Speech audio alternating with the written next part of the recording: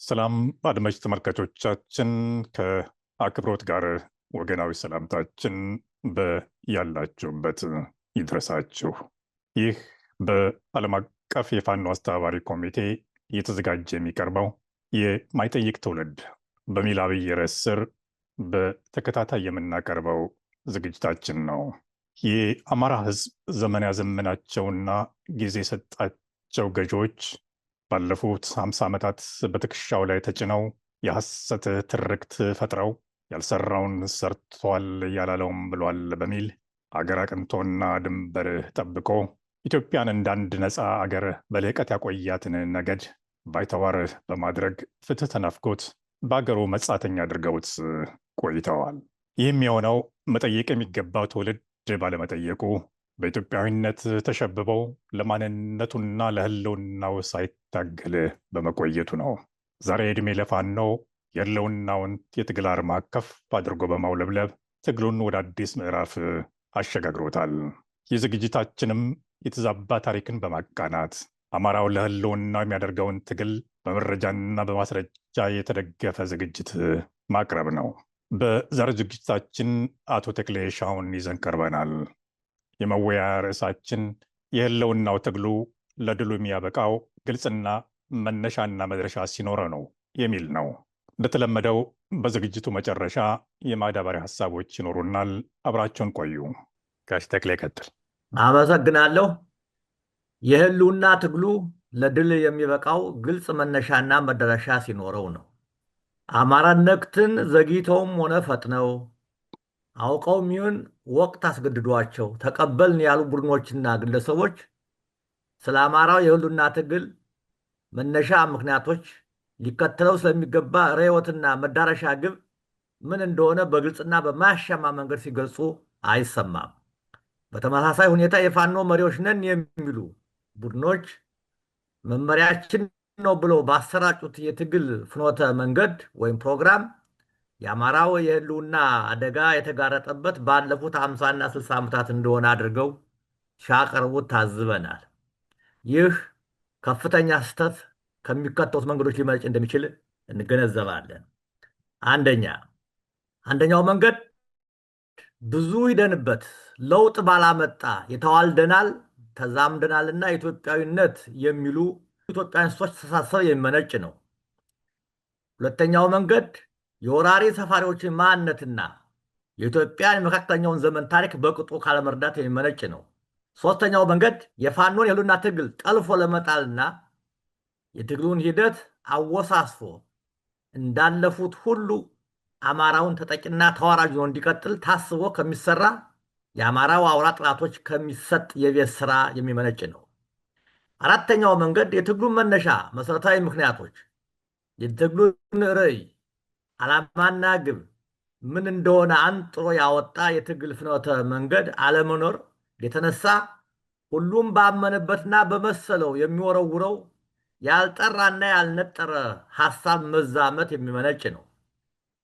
አምስተኛው መንገድ የህልውና ትግሉ መሪ ድርጅትና አታጋይ ፍኖተ መንገድ አልባ መሆን ለተዘባረቁ ሐሳቦች መፍለቅ በር የከፈተ መሆኑ ናቸው። የአማራ የህልውና ትግል ባጠረ ጊዜ ለድል ለማብቃት ለሚከተሉ ጥያቄዎች ተገቢና ትክክለኛ መልስ መስጠት ከታጋው ህዝብ በተለይም አማራ ነን ብሎ ቆርጦ ከወጡ የአማራ ምሁራን ይጠበቃል። እነዚህም 1. ህልውና ሲባል ምን ማለት ነው? 2. የአማራ የህልውና ትግል መነሻ ምክንያቶች ምንድን ናቸው? 3. የአማራ የህልውና አደጋ መቼና እንዴት ተጀመረ? 4. የአማራ የህልውና አደጋ ፈጣሪዎች እነማን ናቸው? 5. አማራ የህልውና ትግሉን በድል ለመወጣት መመራት ያለበት በምን ርዕዮተ ዓለም ነው? 6. የአማራ የህልውና ትግሉ ዓላማዎች ምንድን ናቸው? 7. የህልውና ትግሉ አጠቃላይ ግብ ምንድን ነው? 8. አማራው ራሱ ወጥ ዓላማና አደረጃጀት ይዞ አቅሙን ሳይገነባ አማራ ነኝ ያለውን ኃይል በአንድ መስመር ሳያስገባ ለምን አጋር ፍለጋ ይባዝናል? 9. የአማራው ህዝብ ወዳጅና ጠላቶቹ እነማን ናቸው? 10. አማራው ጠላቱን ነቅሶ ወዳጆቹን ማበራከት የሚችለው ምን ሲያደርግ ነው?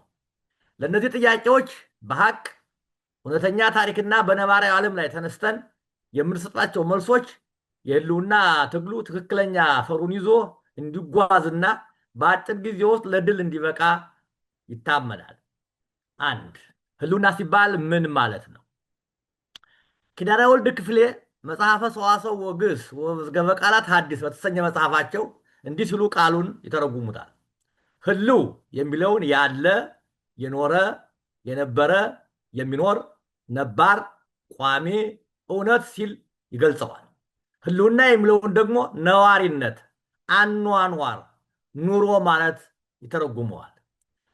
ህልውና እንደ ህይወት ያለ አካል፣ አንድ ህይወት ያለው አካል በዚህ አግባብ አማራ ብሎ ራሱን የሚገልጽ ሰው ለመኖር ራሱን ለማባዛትና የትውልዱን ቀጣይነት ለማረጋገጥ የሚያስፈልጉትን መሰረታዊ ጉዳዮች ማለትም መኖሪያ ቦታ፣ አምልኮ የሚፈጸምባቸው ምቹ ሁኔታ፣ ባህሉን የሚጠብቅበትና የሚያዳብርበት ፖለቲካዊና ማህበራዊ ሁኔታ መኖር ሲረጋገጥ ህልውናው ተጠብቋል ማለት ይቻላል። ከዚህ ከላይ የተዘረዘሩትና ያልተጠቀሱ አማራ እንደ ህዝብ ለመኖር የሚያስፈልጉት ፖለቲካዊ፣ ማህበራዊ፣ ኢኮኖሚያዊ፣ ባህላዊና መሰል ጉዳዮች በቀጥታም ሆነ በተዘዋዋሪ መንገድ ከተነፈገ፣ ከተከለከለ፣ ከተቀማ፣ ከተሳደደ፣ ከተገደለ ያ ህዝብ የህልውና አደጋ ውስጥ ወድቋል ማለት ነው። የህልውና አደጋ ስንልም አማራው በህይወት ለመኖር የሚያስችሉትን መሰረታዊ ጉዳዮች በጠላቶቹ ተገዶ ተነጥቋል፣ ተከልክሏል ወይም እንዲጠፋ ተፈርዶበታል ማለታችን ነው። የአማራ ህልውና አደጋ ላይ ወድቋል ስንል አንድ አማራው በማንነቱ ምክንያት በተከታታይ ዘመናት በተገኘበት እንደ ክፉ አውሬ ተቆጥሮ መገደሉ፣ መሰለቡ፣ በገፍ ተገድሎ በገፍ መቀበሩ። ሁለት አማራው በማንነቱ ብቻ አጽመ ርስቱን ተነጥቆ ተሳዳጅ መደረጉ፣ አገር አልባ መሆኑ። ሶስት የኔ የሚለው ባህሉን እንዳይከተል እንዳያዳብርና ራሱን እንዳይገልጽበት መደረጉ፣ የኔ ያለውን ጥንታዊ ታሪካዊና ሰዋዊ የኢትዮጵያ ኦርቶዶክስ ተዋሕዶ ሃይማኖታዊ ስርዓትን ብቻ ሳይሆን መንግስታዊ ስርዓትን፣ የጽሁፍ፣ የቋንቋ፣ የስነ ህንፃ፣ ስነ ፈለክን፣ ስነ ውበትን ወዘተ ቀምራ ለዓለም ያስተማረችን ሃይማኖት ለማጥፋት በአማኙና በተቋሟ ላይ ከፍተኛ ዘመቻ ከተከፈተ ዘመን መቆጠሩ። አምስት የአማራው ህዝብ እና የኦርቶዶክስ ተዋሕዶ ሃይማኖት የህልውና መሰረት የሆነው ርስት ተነጥቀው ሰርተውና ተንቀሳቅሰው መኖር እንዳይችሉ መደረጋቸው። በጥቅሉ አማራው ህልውና አደጋ ውስጥ ነው ስንል አማራ እንደ ማህበረሰብ በህይወት ለመኖር የሚያስፈልጉትን መሰረታዊ ጉዳዮች እንዳያገኝ ተደርጓል ማለታችን ነው። አማራው መኖሪያ አካባቢውን አጽመ ርስቱን ተነጥቆ ተሳዳጅ ሆኗል። ሃይማኖታዊ ስርዓቱን እንዳይፈጽም ተቋሞቹ ፈራርሰውበታል። ባህሉን እንዳያሳድግና እንደ ባህሉ እንዳይኖር ተደርጓል። በጥቅሉ አማራው በውስጥና በውጭ ጠላቶቹ በጠላትነት ተፈርጆ እንዲጠፋ አዋጅ ከታወጀበት ረጅም ጊዜ አስቆጥሯል። ሁለት የአማራው የህልውና ትግል መነሻ ምክንያቶች ምንድን ናቸው? ማናቸውም ሂደት የራሱ የሆነ መነሻ ምክንያቶች አሉት። ያለ መነሻ መገስገሻና መዳረሻ ሊኖር አይችልም። የአማራ የህልውና አደጋም የራሱ የሆኑ ዘመን ጠገብና ተከታይነት ያላቸው ተያያዥና ተደጋጋፊ የሆኑ መነሻ ምክንያቶች አሉት። እነዚህም አንደኛ ግራኝ አህመድ ከ1521 እስከ 1535 ዓ.ም በቱርክ መንግስት ሁለንተናዊ ድጋፍ ባካሄደው አሰቃቂ እልቂትና ወረራ ተቋሞቹን ብቻ ሳይሆን ምድሪቱ ያበቀለቻቸውን እጽዋቶች አውድሟል። የህዝቡን ነባር ሃይማኖት ለማጥፋት ክርስቲያኑ ህዝብ አስገድዶ አስልሟል፣ ገድሏል። ቤተክርስቲያኖችን፣ ገዳማትን አውድሟል። የአገሪቱና የህዝቡን ቀጣይና ተከታይነት መገለጫ የነበሩ ተቋሞችን፣ የወርቅና የብር ክምችቶችን በመዝረፍና በማውደም ከስልጣን የማማ ላይ ቆማ የነበረችን ሀገር ወደኋላ መልሷታል። የግራኝ ወረራ የአገሪቱን ማዕከላዊ መንግስት መቀመጫ ከመሃል ሸዋ ወደ ምዕራብ 748 ኪሎ ሜትር ርቀት ጎንደር ላይ እንዲሆን አስገድዶታል።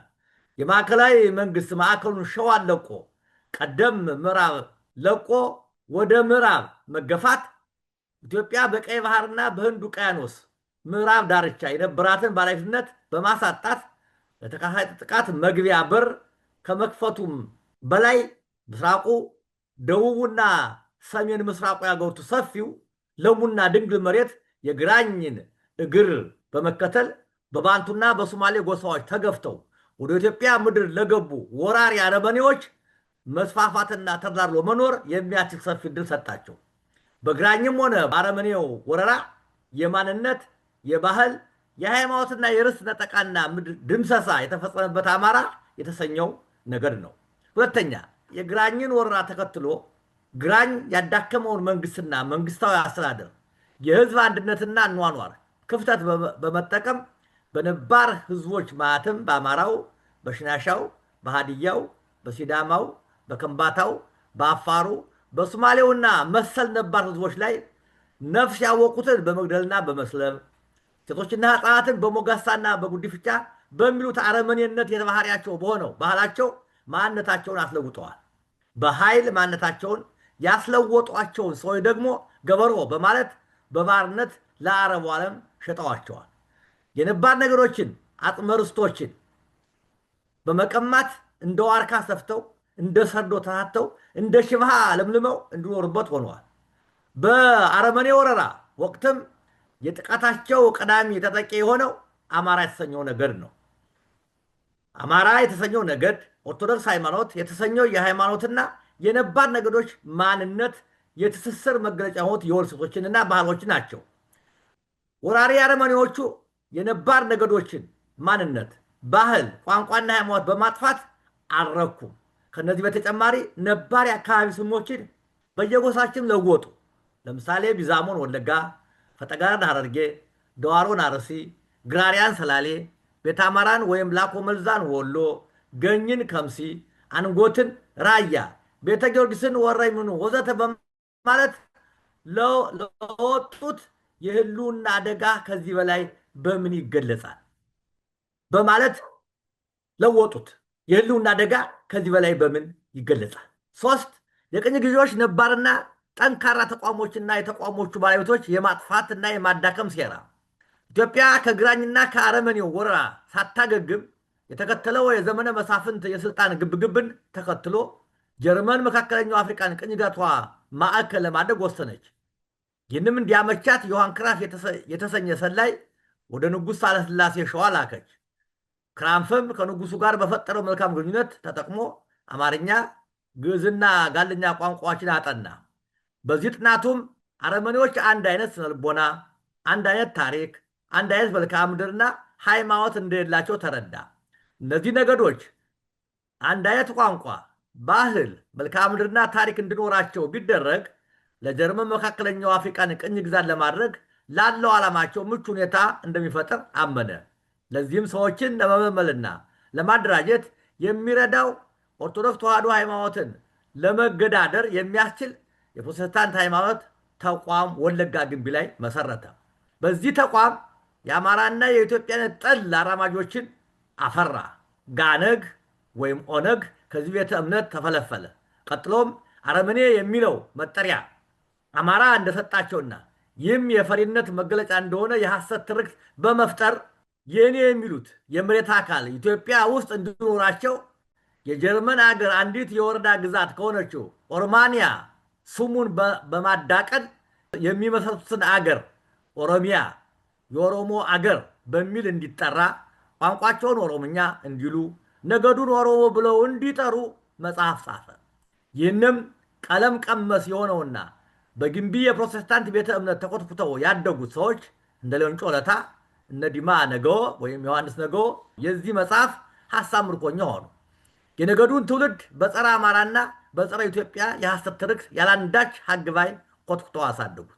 የቅኝ ገዢዎች ፍላጎታቸውን በነበረ መልኩ ማስቀጠል እንደማይችሉ ሲረዱ የተከተሉት አዲስ ስልት ቅኝ ገዢ ኃይሎች እንደ ጥንቱ በኃይልና በሃይማኖት ሰበብ ቅኝ የያዙትን አገርና ሕዝብ በነበረ መልኩ ጥቅማቸውን ዘለቄታው ማስከበር እንደማይችሉ ሲገነዘቡ የእነዚህን አገሮች መንግስታዊ ስርዓት፣ ትምህርታዊ ስርዓት፣ ሃይማኖታዊ ስርዓትና ባህላዊ ስርዓታቸውን በዘመናዊነት ስም መቆጣጠርና የምዕራባውያንን እሳቢዎች በተቋሞች ውስጥ ማስፈጽና መቆጣጠር በሚል ስልታቸው የኢትዮጵያ መንግስታዊ አደረጃጀት፣ ስርዓተ ትምህርት፣ ሃይማኖትና ባህል የሚያጠፉ ኃይሎችን በሰላም ጓድ በዩኒቨርሲቲዎችና በከፍተኛ ደረጃ ትምህርት ቤት አስተማሪዎች መምህራነት በማሰማራት በዲፕሎማሲና በእርዳታ ሰጪ ድርጅቶች ስም በማስገባት ትምህርት ፈላጊውን ወጣት በማር የተለወሰ መርዝ እየጋቱ ነባር ማንነታችን፣ ሃይማኖታችንና መንግስታዊ ስርዓታችንን እኛው በእኛው እንድናፈርሰው አደረጉ። የአድዋ ጦርነት ውጤት የአድዋ ጦርነት ለኢትዮጵያና ለጥቁር ህዝቦች አይበገሬነት፣ አይደፈሬነት፣ ለነፃነትና ለማንነት ቀናይነት ያጎናጸፈውን ኩራትና ያስደፋንን የአሸናፊነት አክሊል ያህል የጣሊያንን መሸነፍ የነጩ ዓለም ሽንፈቱ የጣሊያን ብቻ ነው ብለው አልተቀበሉትም። ሽንፈቱ የነጩ በተለይም የምዕራባውያን ሽንፈት እንደሆነ ቆጠሩት። ይህም በኢትዮጵያ ነባር ታሪካዊና ዘመን ጠገብ ተቋሞች ላይ ማለትም በዘውዳዊ ስርዓቱ፣ ኦርቶዶክስ ተዋህዶ ሃይማኖት፣ አማራ በተሰኘው ነገር ህዝብ ላይ እንዲጠፉ የተለያዩ ስልቶችን ነደፉ። ከተነደፉት የማጥፋት ንድፎች መካከል ሮማ ፕሮሸስካ የተባለው አውስትራሊያው ሰላይ አቢሲኒያ የባሩድ በርሜል በሚል ርዕስ ያሳተመው መጽሐፍ ከላይ የተጠቀሱትን ተቋሞች ህዝቡ ራሱ በደቦ ተባብሮ እንዲያጠፋቸው ሰበከ። የምዕራባውያን የኢትዮጵያ የውጭ ግንኙነት መመሪያ ሆኖ አገለገለ።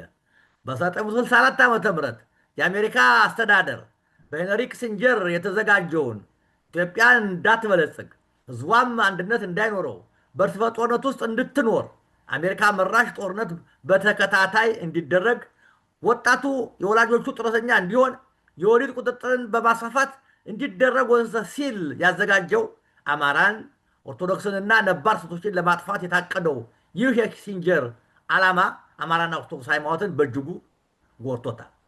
የግራ ዘመም ዓለም አመለካከት በወጣት ትውልድ ውስጥ ስር መስደድ፣ ቀለም ቀመስ የሆነው የስልሳዎቹ ትውልድ ኢትዮጵያ የተጓዘችባቸውን የሰላምና የመከራ ጊዜያቶችን በቅጡ ሳይመረምርን ከሁሉም በላይ ፋሽስት ጣሊያን ከ5 ዓመት እልህ አስጨራሽ ትግል በኋላ ከሀገር ከተባረረ የንጉሠ ነገሥቱ አገዛዝ ያከናወናቸውን የመልሶ ግንባታ፣ የአዳዲስ ተቋሞች ምስረታ፣ ያጋጠሙ ችግሮችና ችግሮቹ የተወጡበትን መንገድ ሳያጤን ሳይጠይቅ ስርዓቱን እንዳለ በማውገዝ አማራን፣ ኦርቶዶክስ ሃይማኖትን እና ነባር ሴቶችን አጥፊ ለሆነው ርዕዮተ ዓለም ራሱን አስገዛ።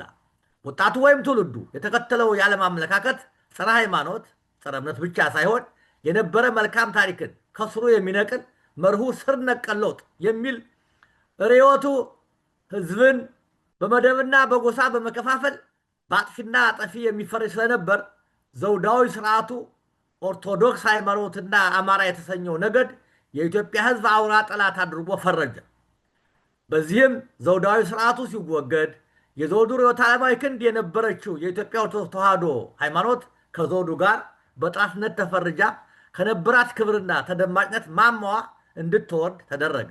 አማራው ነፍጠኛ፣ ትምክተኛ፣ ጨቋኝ፣ በዝባዥ፣ መጤ፣ የምልክት ሰፋሪ ወዘተ የሚሉ ስሞች ተለጥፈውበት በገፍ ተገደለ።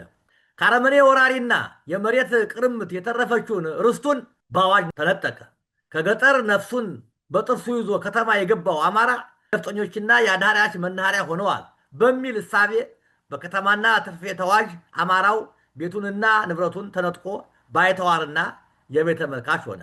በተመሳሳይ ሁኔታ ቤተ ክርስቲያን በመሬትና በከተማ ቦታ አዋጅ የነበራትን የባለቤትነት መብት ተነጠቀች። ከሁሉም በላይ ቀለም ቀመሱ ትውልድ በተከተለው ርዕዮት የተነሳ ኤርትራን ለመገንጠል በአረብ አገሮች ሁለንተናዊ ድጋፍ የተቋቋመውን ጀብሃና ሻዕቢያ ለፍትህ፣ ለነፃነት፣ ለእኩልነት የሚታገል ነው በማለት አማራውን የኤርትራ ቀኝ ገዢ አድርገው በመሳል ትውልዱ በጸረ አማራነት እንዲሰለፍ አድርጓል። ይህ አቋም የሁሉም ተራማጅ ነን የሚሉ ድርጅቶች አቋም እንደነበር ይታወሳል። በዚህ ውስጥ የአማራው ልጆች ወሳኝነት ቦታ ባይኖራቸውም በአስፈጻሚነት ያደረጉት ተሳትፎ ቀላል ነው የሚባል አይደለም። ነገዳውያን የኢትዮጵያ የፖለቲካ ስልጣን መቆጣጠር በማርክስ ሌኒን ርዕዮተ ዓለም የሚመራው የኢትዮጵያ መንግስት በስልጣን በቆየባቸው 17 ዓመታት ረጅም ዘመን ያስቆጠረውን ከኢትዮጵያዊነትና ከአማራነት ማንነት ጋር በጥብቅ የተቆራኘውን ዘውዳዊ ስርዓት ከስሩ ነቀለው። ከዘውዳዊ ስርዓቱ ጋር የኢትዮጵያ ህዝብና መንግስት አያያዥ አገር ሲደፈር፣ ፍትህ ሲጓደል፣ ድሃ ሲበደል ድምጿን ከፍ አድርጋ የምታሰማውን ኦርቶዶክስ ተዋህዶ ቤተክርስቲያንን ተከታይ እንዳይኖራት ድምጿ እንዳይሰማ ከማድረጉም በላይ ለዘመናት በእጇ የነበሩ ርስቶቿን ነጠቃት። ለአማራው ከላይ የተገለጹትን ባዕድ ስሞች በመለጠፍ ፖለቲከኛ ነኝ የሚል ሁሉ ያልተገራ አንደበቱ አፍ መፍቻ አደረገው። ከደርግ ስልጣን የነጠቀው ህወሓት ኢህአዴግ ውሻ በቀደደው እጅ ይገባል እንዲሉ ማዕከላዊ መንግስትን ሲቆጣጠር ገና በረሃ እያሉ አማራ ካልጠፋ የትግራይ ህዝብ ማህበራዊ ሰላም አያገኝም ባሉት መሰረት ወያኔ ህወሓት በአማራ ህዝብ ላይ ህገ መንግስታዊ መዋቅራዊና ርዕዮተ ዓለማዊ በሆነ መንገድ አማራ በተገኘበት ሁሉ የአይን ቀለም አላማራኝም በማለት እንዲገድለው በህግ ደነገገ። በዚህም አማራው በተገኘበት ተጨፈጨፈ። ከ1983 እስከ 86 በሐረርጌ፣ አርሲ፣ ከፋ፣ ኤልባቡር፣ ሸዋ፣ ባሌ፣ ጎንደር፣ ወሎ በሚኖሩ አማሮች ዘግናኝ ጭፍጨፋ ተደረገ። ከአባይ ማዶ ምስራቅና ደቡብ አቅጣጫ የሚኖር አማራ ለዘረፋና ለብዝበዛ የመጣ ነው ተብሎ ተፈረጀ፣ በገፍ ተገደለ። ከ83 እስከ 2007 ባሉት ዓመታት በወያኔ ኢህአዴግ አመራር ከ6 ሚሊዮን በላይ አማራ በማንነቱ ምክንያት ተገድሏል። ዝርዝሩ ምጽአተ አማራን ይመልከቱ። በወያኔ ኢህአዴግ እቅፍ ውስጥ ያደገው ኦህዴድ በ2010 በህዝባዊ ዓመፅ ታግዞ ስልጣን ሲይዝ የስልጣን ማስጠበቂያ እርምጃ አድርጎ የወሰደው አማራ ተዋህዶ ሃይማኖትና ነባር ሰዎችን ማስወገድ በሚል እሳቤ በመመራት በወለጋ፣ በቤንሻንጉል ጉሙዝ፣ ሻሸመኔ፣ ዝዋይ፣ አምቦሳ፣ አዲስ አበባ፣ ቡራዩ፣ ባሌ፣ አጋርፋ ወዘተ በሚኖሩ አማራዎችና የኦርቶዶክስ ሃይማኖት ተከታዮች ላይ በግፍ ጨፍጭፏል። ይህ አልበቃ ብሎ በአማራ ክልል ተብየው በሚኖረው ህዝብ ጦርነት አውጆ በአየር፣ በምድር፣ በመድፍና በመሰንጀስ ህፃን፣ ሽማግሌ፣ ከብት፣ ሰው ሳይለይ እየገደለ ነው። ሰማዩም ምድሩም የኛ ነው በሚለው ፈሊጥ አማራና አማራ የሚመስል ሁሉ እንዲጠፋ ጦርነት አውጆ በፍጅት ላይ ነው። ፋኖን የወለደውና የሁሉና ትግሉን ያቀጣጠለው ይኸው ላለፉት 497 ዓመታት ያለማቋረጥ በተከታታይ በውስጥና በውጭ ኃይሎች ትብብርና ሁለንተናዊ ድጋፍ በአማራ ህዝብ ላይ በባህሉ፣ በሃይማኖቱ፣ በእሴቱና በስርዓቱ ላይ የተከፈተው ዘር የማጥፋትና ዘር የማጽዳት ዘመቻ ያቀጣጠለው የመጠቃት፣ የመገደል፣ የመሳደድና የመዋረድ ስሜት በወጣቱ አእምሮ ውስጥ ሰርጾ በመግባት ያፈነዳው እሳተ ገሞራ ነው። የአማራው የህልውና ትግል እነዚህን ጉዳዮች ግምት ውስጥ ሳያስገባ የትግሉ መነሻ መሰረታዊ ነባራዊ ሁኔታዎች መሆናቸውን ሳይገነዘብ ወደ ትግሉ ጎራ በመሪነት አለው ካለ ትግሉን የትም እንደማያደርሰው ሊታወቅ ይገባል። የትግሉ እውነተኛ ህዝባዊነት ማሳያው ከነዚህ ነባራዊ ታሪካዊና ተጨባጭ ሁኔታዎች ሲነሳ ነው። ድሉን ቅርብ ፍሬውንም ጣፋጭ የሚያደርገው ለ497 ዓመታት በአማራ ህዝብ ላይ የተፈጸመው ግፍ፣ የተፈጸመበት ርስት ነጠቃ፣ የደረሰበት መዋከብ ፍትህ ሲያገኝ ነው። የአማራ የህልውና አደጋ መቼና እንዴት ተጀመረ? ጥያቄ የህልውና አደጋ የተጀመረበትን ጊዜ ወይም ዘመን እና የአጀማ ሁኔታ ለማሳየት የቀረበ ነው። የአማራ የህልውና አደጋ ላይ የወደቀበት ዘመኖች ከ1527 ጀምሮ በተከታታይ በውስጥና በውጭ በተነሱ ኃይሎች ወይም ቡድኖች በቅብብል የዘለቀ ነው። ግራኝ አህመድ ሲሸነፍ የአረመኔው ወረራ ተተካ። ከአረመኔ ወረራ አማራው ሳያገግም የቅኝ ገዢው ሴራ እንደ ኢትዮጵያ አቆጣጠር በ1830ዎቹ ጀምሮ እስካሁን እንደቀጠለ አለ። ከ1950ዎቹ ጀምሮ የግራ ዘመሙ የዓለም አመለካከት በኢትዮጵያ ተማሪዎች እንቅስቃሴ ውስጥ ሰርጎ መግባት በፍትህ በእኩልነትና በመሬት ላራሹ ስም አማራን፣ ኦርቶዶክስ ሃይማኖትና የአማራውን ባህልና እሴቶች የማጥፋቱ ተግባር ተያይዞ ቀጠለ። ይህ ሂደት አሁንም አላቆመም። የህልውና ትግሉ ዋና ግብም ይህን አስቁሞ አማራው የማንነቱ፣ የሃይማኖቱ፣ የባህሉ፣ የእሴቶቹ ባለቤት ማድረግ ነው። የህልውና አደጋው እንዴት ተጀመረ የሚለው አማራና አማራን ማንነት ለማጥፋት የተከፈተው ዘመቻ እንዴት እንደተጀመረ ለመጠቆም የተነሳ ጥያቄ ነው። የግራኝ አህመድ ወረራ የተጀመረው ክርስቲያኑን መንግስትና ስርዓት አፍርሶ እስላማዊ መንግስት ለማንበር በቱርክ ሁለንተናዊ ድጋፍ የተከፈተ ቀጥተኛ የወረራ ጦርነት ነው። ከግራኝ አህመድ የተተኩት አረመኔዎቹ በአማራው ህልውና አደጋ የሆኑት በተከታታይ የትውልዱን አገር የማስፋት ዘመቻ አማራውንና ነባር ነገሮችን በጦርነት በመፍጀት በመስለብ በሞጋሳና ጉዲፍቻ በሚውጥ አረመናዊ ስራቸው ነው። ምዕራባውያኑ ቅኝ ገዢዎች ለአማራ ህልውና አደጋ የሆኑበት የመጀመሪያው መንገድ ቀጥታ ወረራ ነበር።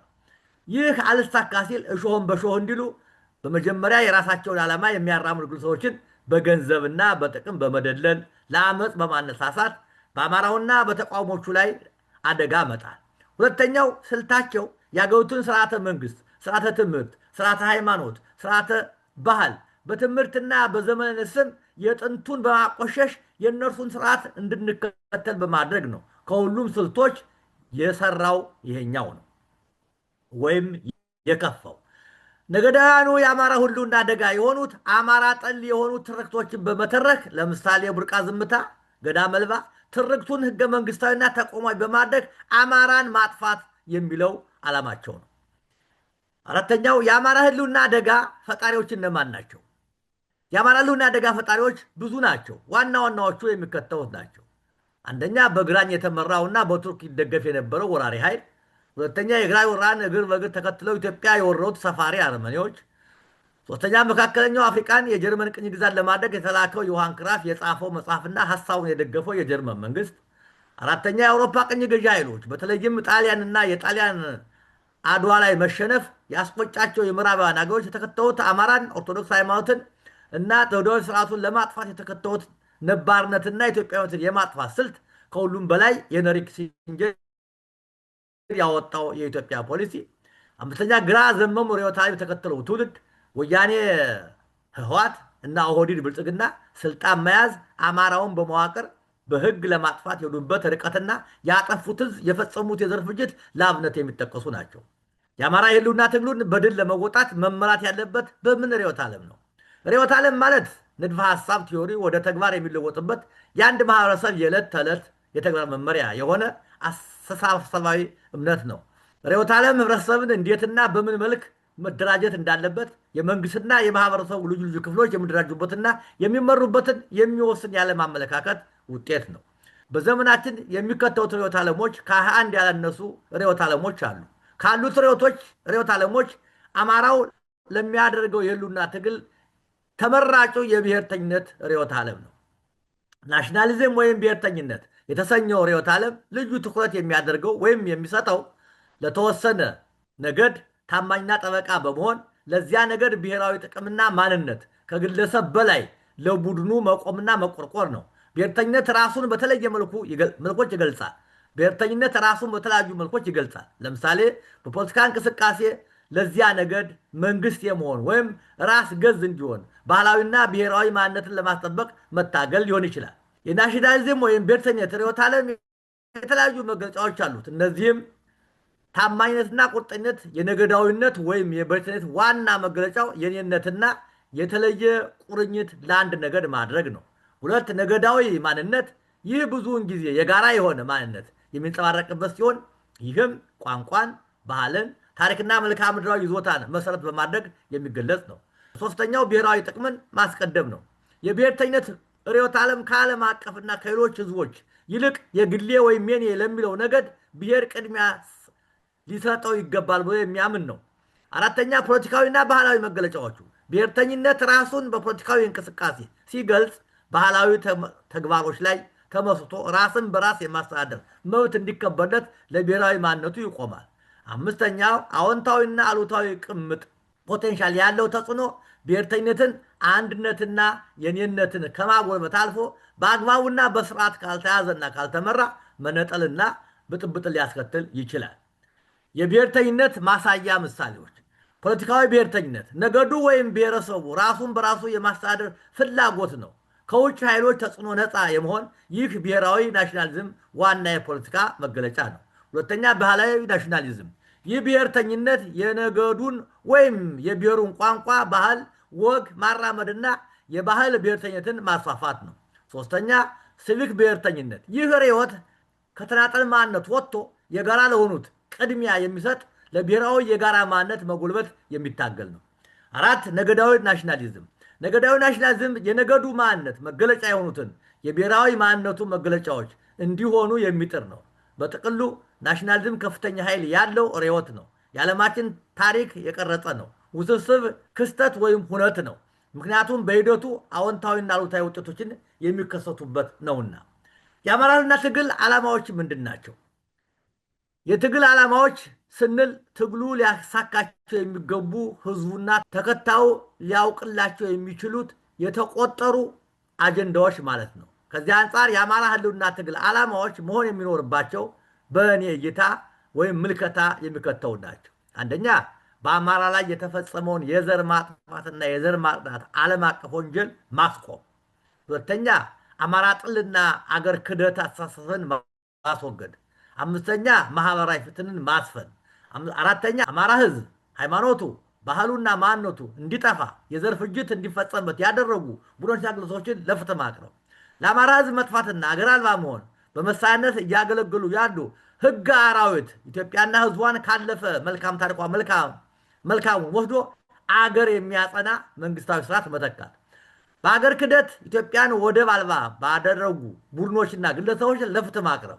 ማህበራዊ ፍትህ የሚሰፍንበት የሽግግር ስርዓት መመስረት። የተፈጥሮ ሀብትን መልሶ ማቋቋምና መንከባከብ።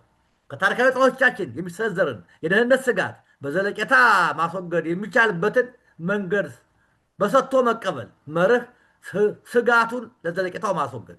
አማራው እንዳለፉት ሁሉ የጥቃት ኢላማነቱ እንዲቆም አስተማማኝ ኃይል መገንባት። አማራ በጠላቶቹ የተወረሰውና በወራ የተነጠቃቸውን አጽመ ርስቱን ማስመለስ ናቸው። የህልውና ትግሉ አጠቃላይ ግብ ምንድን ነው? ግብ ስንል የትግሉ መቋጫ ፍሬ ነገር ማለት ነው። ከዚህ አንጻር ከላይ የተዘዙትን ዓላማዎች በማሳካት በኢትዮጵያ ስርዓተ መንግስት ውስጥ አማራው ወሳኝ ድምፅ የሚይዝበት መንግስታዊ ስርዓት መመስረትና የህልውና ትግሉ የታገላቸው ዓላማዎች ማሳካት ነው። አማራው ራሱ ወጥ ዓላማና ደረጃ ይዞ አቅሙን ሳይገነባ አማራ ነኝ ያለውን ኃይል በአንድ መስመር ሳያስገባ ለምን አጋር ፍለጋ ይባዝናል? አጋር ተባባሪ፣ ደጋፊ በልመና በመልመጥመጥ አይገኝም። ልመናና መልመጥመጥ ያስንቃሉ፣ ያስተቻሉ እንጂ ኃይል አይፈጥሩም። አጋር የሚሆን ኃይል የሚገኘው በራስ ጥንካሬ ነው።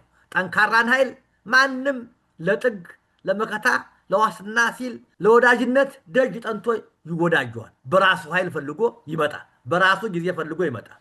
የህልውና ትግሉ አጋር ወዳጅና ደጋፊ የሚያገኘው ከትግሉ ጥንካሬ ነው። የህልውና ጥንካሬ ማሳያውም አማራ ነኝ ብሎ በይፋ የወጣውን አማራ በአንድ ድርጅታዊ ሰንሰለት አያይዞ ከላይ ሲነገር ከታች በፍጥነት መልእክቱ የሚደርስበት መሪዎቹና ተከታዩ አባል ወይም ህዝብ በአንድ ቃል ሲያወሩ፣ መሪና ተመሪ ሰምና ፈትል ሲሆኑ፣ ቃልና ተግባር ሲዋሃዱ ነው። የህልውና ታጋው ፋኖም ሆነ ሌላው የማንነት ተጠቂው ህዝብ ከሌሎች ድርጅቶችና ስብስቦች ጋር ለመወዳጀት አጋር ፍለጋ ከመባዘናቸው በፊት አማራው አንድ እንዲሆን በርትተው ይስሩ። አማራው በህዝብ ብዛት፣ በአሰፋፈር፣ በትምህርት፣ በሀብት፣ በእውቀትና በተለያዩ የሥራ ክህሎቶች አቅም እምቅ ሀብት ያለው ህዝብ ነው። ይህ እምቅ ሀብት በአንድ ፊት ከቆመ ሌሎቹን ከጎኑ ለማሰለፍ ጊዜ አይወስድባቸውም። የሚጠብቁት የአማራውን አንድ ሆኖ መውጣት ነው። ስለሆነም የአማራ ህልውና ታጋዮች አጋር ፍለጋ ከመባዘን ተቆጥበን መጀመሪያ የቤት ስራችን ሰርተን አማራውን በአንድ ጠገግ እናቁመው። አማራ ወይራ ነው፣ ዝግባ ነው፣ ሾላ ነው። እነዚህ ዛፎች ለሌሎች እጽዋቶች ጥላ ከለላ ናቸው። የጥላ ከለልነታቸው ሚስጥር ዛፎቹ ትልቅና ሰፊ ቅርንጫፍ ያላቸው መሆን ነው። አማራውን በተመሳሳይ ሁኔታ ትልቅ ነው፣ ሰፊ ነው። ሌሎች መጠለያ የመሆን አቅምም ፍላጎቱም ያለው ስለሆነ አንድ ሆኖ ታላቅነቱን በድርጅት ካስመሰከረ አጋሮቹ በአጭር ጊዜ ውስጥ በዙሪያው እንደሚሰበሰቡ ይታመናል። የአማራው ህዝብ ወዳጅና ጠላት እነማን ናቸው? ባለፉት 497 ዘመኖች አማራው የውስጥም የውጭም ወዳጅ የሌለው መሆኑን ታሪክ አሳይቶናል። ባለፉት 1521 ዓመት ጀምሮ የአማራው ጠላቶች እየተፈራረቁ ሲያጠቁት መኖራቸውን ከፍ ሲል ለመግለጽ ሞክሬያለሁ። ከዚህ አንጻር የአማራው ጠላቶች ታሪካዊ የሩቅና የቅርብ ብሎ መክፈል ይቻላል። ታሪካዊ ጠላት የሚባለው ጠላትነቱ ዘመን ያስቆጠረ የተከታታይ የደህንነት ስጋት የሚሆን ማለት ነው። በዚህ መሰረት ግብፅ አማራው ካሉት ታሪካዊ ጠላቶች ግንባር ቀደም ናት። በዚህ ክፍል ውስጥ የምትገባው ነፃነቷን ካገኘች ከ1960 ጀምሮ በኬንያ በጅቡቲና በኢትዮጵያ የሚኖሩ ሶማሌዎችን የታላቋ ሶማሊያ ግዛት አካል አደርጋቸዋለሁ ብላ በሰንደቅ ዓላማዋ ላይ ያስቀመጠቻቸው 4 ኮከቦች በታሪካዊ ጠላትነት የሚያስፈርጃት ነው። ጥያቄዋ የጎሳ ብቻ ሳይሆን የመሬት ከመሆኑ አንጻር በጥላትነት የምትቆጠረውም አማራ ላይ በመሆኑ ነው። ከነዚህ ሀገሮች ጋር በሃይማኖትና በርዕዮተ ዓለም የሚወዳጁ ሀገሮች የዚሁ አካል ናቸው። ሁለት የሩቅ ጠላቶች የምንላቸው ባህር አቋርጠው ውቅያኖስ ቀዝፈው የሚመጡ ቅኝ ገዢ አስፋፊዎችና የእጅ አዙር ቅኝ ግዛት ለመያዝ የሚጥሩ የምዕራቡ ዓለም ሀገሮች ናቸው። ከነዚህ ውስጥ ጣሊያን 2 ጊዜ ጦርነት ገጥማናለች። በሁለቱም ድል ተመተው ተመልሰዋል። ሌሎች እንግሊዝ፣ ፈረንሳይና አሜሪካ እስካሁን የኪሲንጀር ፖሊሲ አልተቀየረም። ባለመቀየሯም ለአማራ ሕዝብ የህልውና ትግል እስካሁን ያለችው ነገር የለም። አማራ ጠንክሮ እንዲወጣ ፍላጎት ፈጽሞ የሌላት ስለሆነ የቅርብ የምንለው አጎራባች ሀገሮች ሁለቱ ሰጠኖች ኤርትራ እና ሶማሊያ ለአማራዊ ህልውና ትግል ለድል እንዲበቃ ቀና ፍላጎት ይኖራቸው አይጠበቅም። በዚህም የቅርብ የአማራ ህልውና ትግል ውስጥ ከፍተኛ ጠላት ያለው አሁን ላይ ኃይሉ የመነመነ ቢሆንም የትግራይ ነፃ አውጪ ግንባር ህወሓት፣ የወለጋው ኦላ የኦሮሞ ነፃ አውጪ ጦር፣ ብአዴን የተሰኘው የአማራ ስብስብ የአማራ ህልውና መሰረት ጠላቶች ናቸው። አራት በዚህ ጊዜ የአማራ ህልውና ወዳጅ ከአማራው ገበሬ፣ ወጣት፣ ተማሪ፣ ነጋዴ፣ ምሁርና መሰል የህብረተሰብ ክፍል በቀር ይህ ወዳጅ አለው ለማለት የሚያስችል ተጨባጭ ማስረጃ የለንም። ወዳጅን ለማግኘት የህልውና ትግሉ የሚያስመዘግባቸው ድሎች ላይ የሚመሰረት እንደሆነ ይታመናል።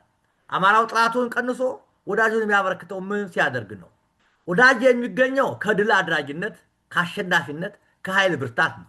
የአማራ ህልውና ትግል ወዳጅ የሚያበዛው ትግሉ በመርህ ሲመራ፣ የትግሉ ዓላማና ግብ ለማንም ግልጽ ሆኖ ሲነገር፣ ጠንካራ ወታደራዊና ፖለቲካዊ አማራጮች ፊት ሲቆሙ፣ በታጋው እና በህዝቡ መሃል የሰመረ ግንኙነት ሲኖር፣ ታጋው ለፍትህ ሲቆምና መሪው ለሚመራው ሰራዊትና ለምሽጉ ህዝብ ፍትህን በሚገባ ሲያሰፍን፣ ማስመሰልን፣ ውሸትን፣ ማጭበርበርን፣ ዝርፊያን፣ ጾታዊ ጥቃትን በመሳሰሉት ላይ አስተማሪ የሆነ እርምጃ በመውሰድ ህዝባዊ ወገንተኝነቱን እያረጋገጠ ሲሄድ በወዳጅ ቀርቶ በጥላት የተወደደና የተከበረ ይሆናል። ይህም የወዳጅነት የውስጥ ወደ ውጭ በመስፋት ቅቡልነትን ያሳድጋል። ቅቡልነት ደግሞ የወዳጅ ማፍሪያ ዋናው መንገድ ነው።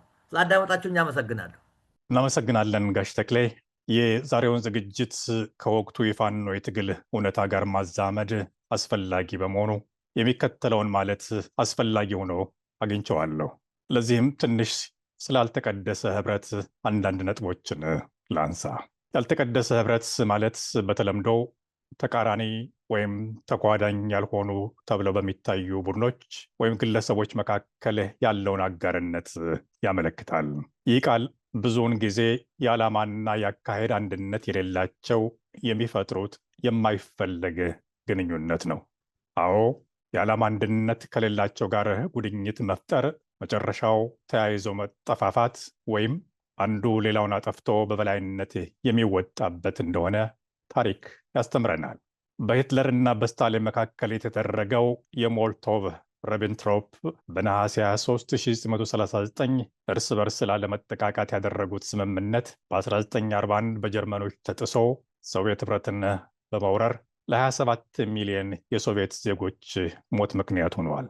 ጣሊያን ኢትዮጵያን በ1928 ዓ.ም ስትወር የኢትዮጵያ ወዳጆች ይባሉ የነበሩት ፈረንሳይና እንግሊዝ ወረራውን ከማውገዝ ይልቅ የጣሊያንን ወረራ በይሁንታ ማለፋቸው ብቻ ሳይሆን የእንግሊዝ ጠቅላይ ሚኒስትር የነበሩት ኔቪል ቻምበርሊን ከሙሶሎኒ ጋር የወዳጅነት ደብዳቤ ሲለዋወጡ ጦርነቱ በተጀመረ በ3ኛ ዓመቱ ጣሊያን ኢትዮጵያን ሙሉ በሙሉ እንድትቀላቅል የሙሶሎኒን ጥያቄ ተቀብሎ የጣሊያን ቅኝ ገዥነት አጽድቋል። በተመሳሳይም ፈረንሳይም የጣሊያንን ወረራ ተቀብላ ኢትዮጵያ በጣሊያን ቁጥጥር ስር እንድትውል በይፋ እውቅና ሰጥታለች። የእንግሊዝና የፈረንሳይ እውቅና የመጣው የጣሊያንን ወረራ ጨካኝነትና በመርዝ የተሞላ የግፍ የተሞላበትን ድርጊት ዓለም አቀፉ ማህበረሰብ እያወገዘ ባለበት ወቅት ነበረ። ይህ ሁሉ ድጋፍ ጣሊያን ወደ ጀርመን ጎራ እንዳትቀላቀል የታሰበ ቢሆንም ውጤቱ በተቃራኒው የጀርመን ናዚዎችና የጣሊያን ፋሽስቶች በመተባበር እንግሊዝና ፈረንሳይም ብሎም መላው አውሮፓን ወረዋል።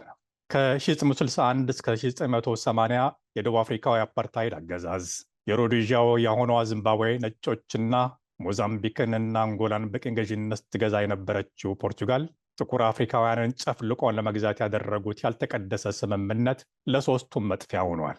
በ1912 የአሜሪካው ፕሬዝዳንት ቴዎዶር ሩዝቬልት በሙስና በተበላሹ ነጋዴዎችና ልዩ የጥቅም ፍላጎት ባላቸው ፖለቲከኞች መካከል የነበረውን ያልተቀደሰ ጥምረት በመተቸት እንዲህ አይነት ሽርክና በሀገራቸው ላይ የሚያስከትለውን ጎጂ ውጤት አጉልተው በማሳየት ይህንን ያልተቀደሰ ጋብቻ በመበተን እኩይ ምግባራቸውን አኮላሽተዋል።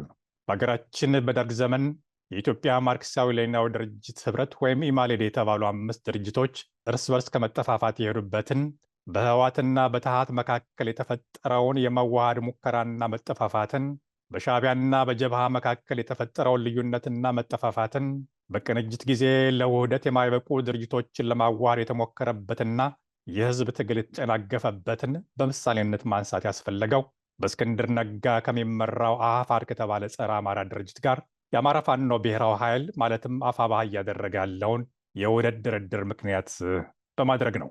በራሱ ጊዜ እየፈራረሰና መሪዎቹ እጃቸውን እየሰጡ ባሉበት በጣት የሚቆጠሩ ተዋጊዎች ብቻ ከቀሩት በደቡብ ጎንደርና በሸዋ ከጡት ቆራጩ የፋሽስት አብይ አህመድ የግል ወታደሮች ጋር በግንባር በመፍጠር በአማራ ፋኖ ብሔራዊ ኃይሎች ተዋጊዎች ላይ ጥቃት በተደጋጋሚ ካደረሰ፣ በስም የአፍሪካ ህብረትና የጋደን ሽፋን ከኦነግ ብልጽግና አባላት ጋር በዳውንት ድርድር ካደረገ፣ አርበኛ አሰግድ መኮንን አሳልፎ ከሰጠው፣ በሸዋ ያሉ ንጹሐን አማራዎችን በአደባባይ ከረሸነው፣ በደብረ ኤልያስ መነኮሳትንና ካህናትን ካስጨፈጨፈ፣ በውጭ የሚኖረው አማራ በጋራ በአንድነቱ ቁሞ እንዳይታገል የከፋፈለውና በአጠቃላይ የአማራን ትግል ጠልፎ በመጣል አማራውን ለዳግም ባርነት ለመዳር ከሚያሴረው እስክንድር ነጋ ድርጅት ጋር ድርድርና ውህደት መፍጠር በአማራ ህዝብ ላይ ክህደት መፈጸም ነው።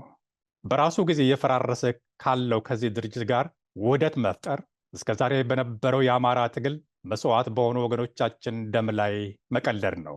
እስከዛሬ በወደመው የአማራ ሀብትና ንብረትም ዋጋ ለመስጠት ነው። ይህ ሁሉ የውስጥ ስምምነት እየተደረገ ያለው በመካከለኛና በዝቅተኛ ደረጃ ያሉ አመራሮችና የፋኖ ተዋጊ ሳይመክርበት በ13 የአፋብኃ ማዕከላዊ እዝ አመራሮች ብቻ የአማራ የሞት ሽረት ትግልን ወደኋላ ለመመለስ የሚያደርጉት ጥረት በታሪክና በአማራ ህዝብ ተጠያቂ ያደርጋቸዋል። በእስክንድር ነጋ የሚመራው የአፋድ ከፍተኛ አመራሮች ከፊሎቹ ለብልጽግና እጃቸውን ከዚህ በፊት የሰጡ ምሳሌ እነ ጸዳሉ፣ እነ ቆራጡ፣ ከጥቂት ቀናት በፊት ደግሞ ማስረሻ ሰጤና መስፍን፣ ሌሎችም ወደፊት እጃቸውን ለመስጠት የተስማሙና ጊዜያቸውን የሚጠብቁ ሲሆን ቀሪዎቹ ከአፋብኃ ጋር ውህደት ከተፈጸመ በኋላ እጃቸውን ለመስጠት ከባዕዲን ጋር ስምምነት ማድረጋቸው ታውቋል። ይህንንም በማድረግ የፋኖን ትግል ለማክሸፍ ስምምነታቸውን ጨርሰዋል። ይህ እየሆነ ባለበት ሁኔታ የአፋብኃ አመራሮች በውህደቱ ገፍተውበት የተገኙት በዚህ ሳይወሰኑም የአፋብኃ እና የአፋድ የውህደት መተዳደሪያ ደንብ፣ የጋራ ትግል ፕሮግራምና አዲስ መዋቅር ተዘጋጅቶ የመጨረሻው ምዕራፍ ላይ ደርሷል። በዚህ ጉዳይ ጣልቃ በመግባት ትናንት ጸረ አማራ አቋም የነበራቸውና በውጭ ሀገር የሚኖሩ ግለሰቦች የዚህ ውህደት ዋና ተዋናይ ሆነው ተገኝተዋል። ውህደት እንኳን ካስፈለገ የአፋድ ሰራዊት አመራሩ ሳይጨመር ከአፋር ጋር መዋሃድ ይችላል። እናም እስከ ዛሬ ከአማራ ህዝብ የተደበቀ ውህደት ለማድረግ ደፋ ቀና የምትሉ የአፋብኃ አመራሮች ከዚህ ድርጊታችሁ እንድትቆጠቡ ጥሪ ለማስተላለፍ ፈልጋለሁ። ይህ ሳይሆን ቀርቶ በድርጊታቸው ከገፋችሁበት የአማራ ህዝብ ለእናንተ ይቅርታ አይኖረውም። የሀሳብ ማዳበሪያውን እንቀጥላለን። ፕሮፌሰር መስመሩ ያንተ ነው፣ መቀጠል ትችላለህ። ጋሽ ተክሌ በጣም እናመሰግናለን። እንደ ሁልጊዜው ብዙ ተጨንቀህ ተጠበህ ጊዜ ወስደህ ጥሩ አስተማሪ ዝግጅት አቅርበህልናል። ብዙ ውይይት የሚጭር ነገር ነው ያቀረብከው። በእውነት ይሄ ጉዳይ በአንድ ቀን ዝግጅትም የሚያልቅ አይደለም። የአማራው ችግር ገና አልተነገረም። ዛሬ የዘር ፍጅት አዋጅ የታወጀብን እና በዚህ ምክንያት የደረሰብን የህልውና አደጋ የመጨረሻው ረዥም ዘመን የታሪክ ሂደት ነው እንጂ መጀመሪያው አይደለም እና ይሄ በጣም የችግራችን ጥልቅ የታሪክ መሰረት ያለው ነው እና ያንን ለማሳየት ነው የሞከርክ። በእውነት የአማራ ባለ ጉዳይ የሆኑ ሰዎች መቼ ነው ችግራችን የሚጀምር የሚለውን በበቂ መንገድ መረዳት አለባቸው። በጥልቀት መመርመር አለባቸው። የችግሩን መንስኤ ማወቅ የመፍትሄው ግማሽ ነው ይባላል እና በእውነት ይሄ ወደፊት ለሚታቀደውም ነገር ዋናው መሰረቱ ትክክለኛ የችግር ትንታኔ መስራት ነው እና ችግሩን ካላወቅ ነው መፍትሄውንም አናውቀውም። በደንብ ተደርጎ መታወቅ አለበት እና ዛሬ አንተ ያቀረብክልን ጋሽ ተክሌ ይሄ አፋሃድና አፋብሃ የሚባሉት የፋኖ እኔ አፋሃድን እንደ ፋኖ ድርጅትም አይቼው አላውቅም። የአማራ ጉዳይ ይዞ የተነሳ ድርጅት ነው ብዬም አላስብም።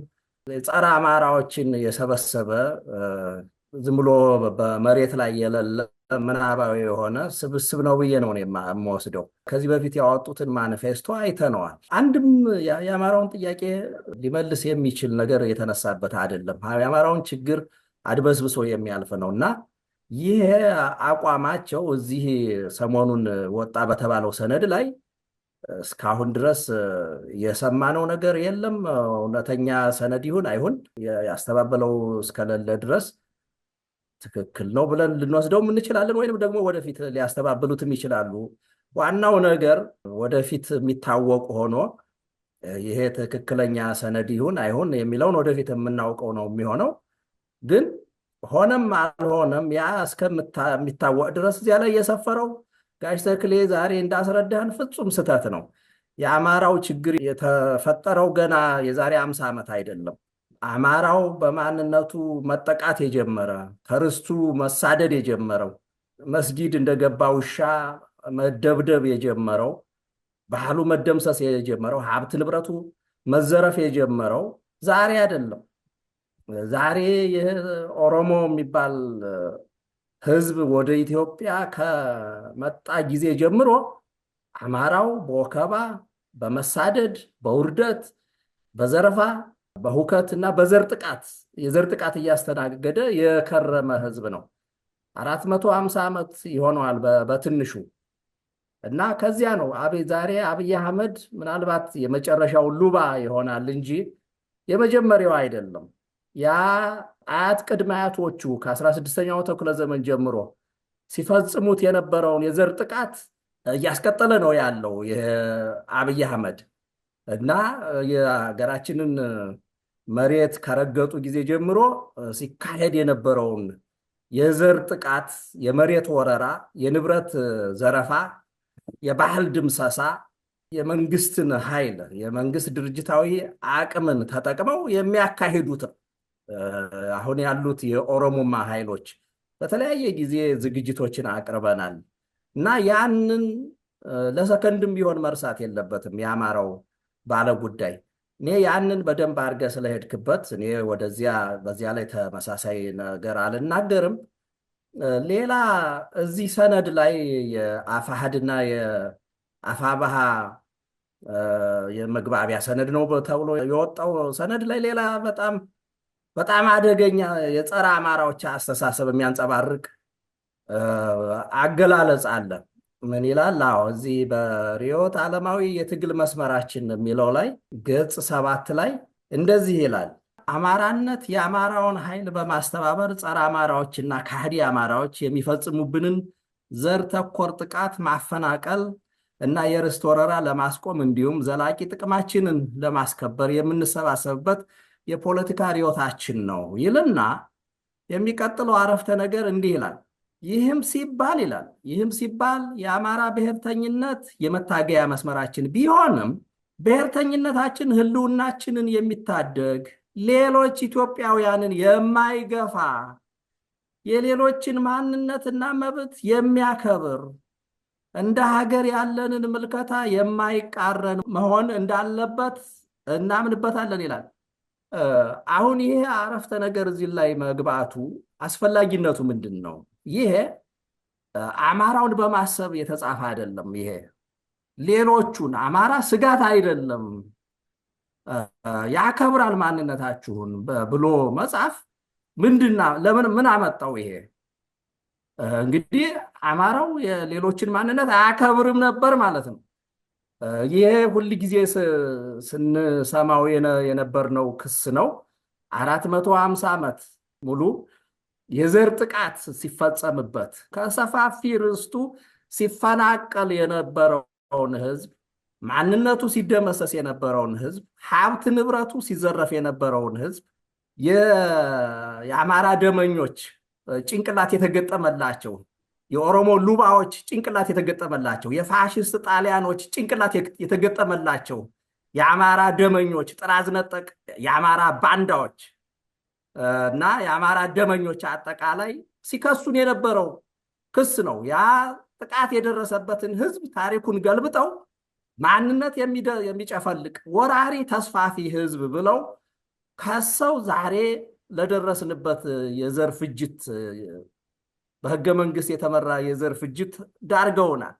እና ይህ ክስ ያንን በማሰብ የተጻፈ ነው። ያንን ተቀብለውታል ማለት ነው።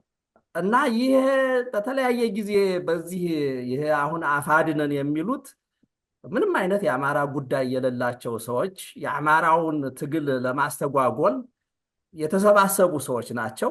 በተለያየ ጊዜ አማራው ትምክተኛ ስለመሆኑ የጻፉት ጽሑፍ አለ። ስማቸውን በተደጋጋሚ እያነሳን ሳይቀር አሳይተናል መቼ እንደጻፉት። እና ስማቸውንም እኔ ይሄ መድረክ ትምህርታዊ መድረክም ስለሆነ የግለሰቦችን ስም እያነሳን የምንወያይበት አይደለም፣ ትምህርታዊ ዝግጅት ነው ይሄ። እና እኔ ስማቸውን አላነሳም፣ ግን ይሄ ጽሑፍ አሁን የጠቀስኩት ሐሳብ በዚህው የውጭ ተወካይ አድርገው ሰይመውት በነበሩት ሰውዬ አማካይነት በተለያዩ ስብሰባ መድረኮች ሲነገር ነበር። እና ሲያስረዳ የነበረው ምንድን ነው?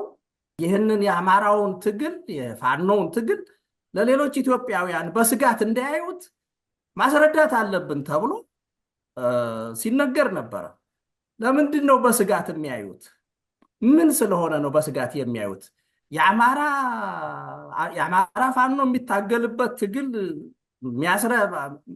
ማስረዳት ያስፈልገዋል። ገሃድ ወጥቶ የዘር ፍጅት በየቀኑ የሚፈጸምበትን ህዝብ ይህን የዘር ፍጅት ለማስቆም የሚደረገውን ትግል ለማን ነው የምናስረዳው?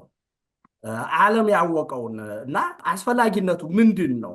አስፈላጊነቱ እናውቀዋለን። ያንን አማራ ጨፍላቂ ነው፣ አማራ ወራሪ ነው የሚለውን ትርክት የሚያምኑ ሰዎች የሚናገሩት አስተሳሰብ ስለሆነ ነው። ያንን ዛሬ እንደ ቋያ እሳት አማራውን የሚለበልበውን የዘር ፍጅት የዘር ጥቃት ሲያቀጣጥሉ የነበሩ ሰዎች፣ አማራውን በትምክተኝነት ሲከሱ የነበሩ ሰዎች የሚያምኑበት ስለሆነ ነው ማረጋገጫ አማራ ላልሆኑት ኢትዮጵያውያን ሲነግሩት የነበረ። እና ይሄው የውጭ ተወካያቸው የዛሬ 2 ዓመት ገደማ ይመስለኛል ወይም 1 ዓመት ተኩል በፊት የጻፈው ጽሑፍ አለ።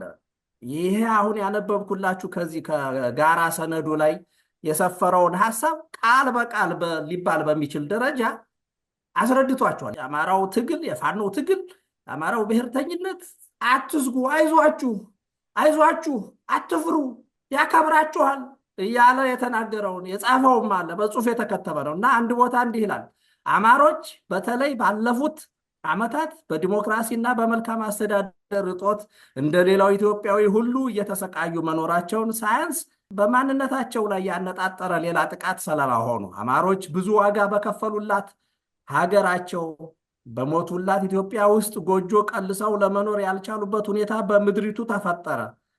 ከጉራ ፈርዳ የጀመረው ብሔር ተኮር ጥቃት በተለይ በአብይ አህመድ ዘመን የደረሰውን የአማሮች ስደት፣ ግድያና ንብረት ዝርፊያ ከቶ ምን ያህል ቃል ከቶ ምን ያህል አንደበት ይገልጸዋል? አማራ ምን ያልሆነው ነገር አለ ይላል። በአጠቃላይ ክርስቲያኑም ሆነ ሙስሊሙ በሃይማኖቱ መጽሐፎች ላይ የተጠቀሰችውን ኢትዮጵያን ህልውናዋን ጠብቆ ለትውልድ ማሳለፍ የሃይማኖት ግዴታው አድርጎ ያስባል። ስለሆነም ጸረ ኢትዮጵያ የሆነው እንቅስቃሴ በአማራ ክልል ሊጠነሰስ ተጠንስሶ ሊያድግ የማይችለው አንድም በዚህ ሃይማኖታዊ ምክንያት ነው ይላል። እንግዲህ ኢትዮጵያውያን አይዟችሁ አትፍሩ፣ ጸረ ኢትዮጵያ የሆነ እንቅስቃሴ አይፈጠርም ነው እንግዲህ አስቡት። እዚህ ላይ ምን ይላል? ይሄ የፋኖ ትግል እዚህ ጋራ ሰነዱ ላይ እንደ ሀገር ያለንን ምልከታ የማይቀይር መሆን እንዳለበት እናምንበታለን ይላል። እንግዲህ ከዚያ ጋር አያይዙት ሐሳቡ ፍጹም አንድነት አለው። አማራው ስጋት ነው፣ በስጋት እንዲታይ ስጋት ነው ብለው ስለሚያስቡ ታስታውሳላችሁ። ስሙን ልጠቅሰው አልፈልግም። እዚህ ላይ አንድ ሚዲያ ይሄው የውጭ ተወካይ አድርገው የሾሙት አንድ ሚዲያ ላይ ቀርቦ እና እዚያ ላይ ቀርቦ ምን አለው? ሰግቷል። ይሄ ፋኖ ትግል ወዲያው እንደ እሳተ ገሞራ በፈነዳ ሰሞን ነው። ሰግቷል። ምንድን ነው ይሄ የአማራውን የበላይነት ለማንጣት ነው እያሉ ሰዎች ስጋት አድሮባቸዋል። እና ምንድን ነው ይሄ እንደዚህ ለሚሉት ምን ትመልሳለህ ብሎ ይጠይቀዋል። አንደኛ የአማራው የበላይነት ነበረ ማለት ነው። ሁለተኛ ይሄ ሰውዬ የአማራው የበላይነት ያሰጋናል የሚሉ ሰዎችን ሂዶ የትኞቹን ሰዎች እንዳናገራቸው አይታወቅም። የግለሰቦች አስተሳሰብ ነው እንዴት አድርጎስ አወቀው ብሎ ሳይመለስ የለም አማራው ለብቻው ያስተዳደረበት ጊዜ የለም እንደዚህ ብሎ ነው የመለሰ። ለዚያ ጥያቄ የሰጠው መልስ ነው ይሄ አይዟችሁ አትፍሩ እያለ 14 ገጽ ጋርቤጅ ጽፎ የነበረ ይሄ ሰውዬ እና እዚህ ሰነድ ላይ መጥቷል። ይሄ ጸረ አማራ አስተሳሰብ መጥቷል። ይቀጥልና ምን ይላል? ዛሬ በአማሮች አካባቢ ብዙ እንስቶች ለአንገታቸው ድሪ የሚያደርጉት ይህንን ባንዲራ ነው፣ የኢትዮጵያን ባንዲራ ነው። የነጠላና ቀሚሶቻቸው ጌጥ ይኸው ባንዲራችን ነው። የብዙ ወገኖች ቤት በዚህ ባንዲራ ያጌጣል። ይህ የሚያሳየው በዚህ ክፉ ጊዜም አማሮች ኢትዮጵያን በልቦናቸው ጽላት ውስጥ ምን ያህል ጠብቀው እንደሚያኖሩ ነው።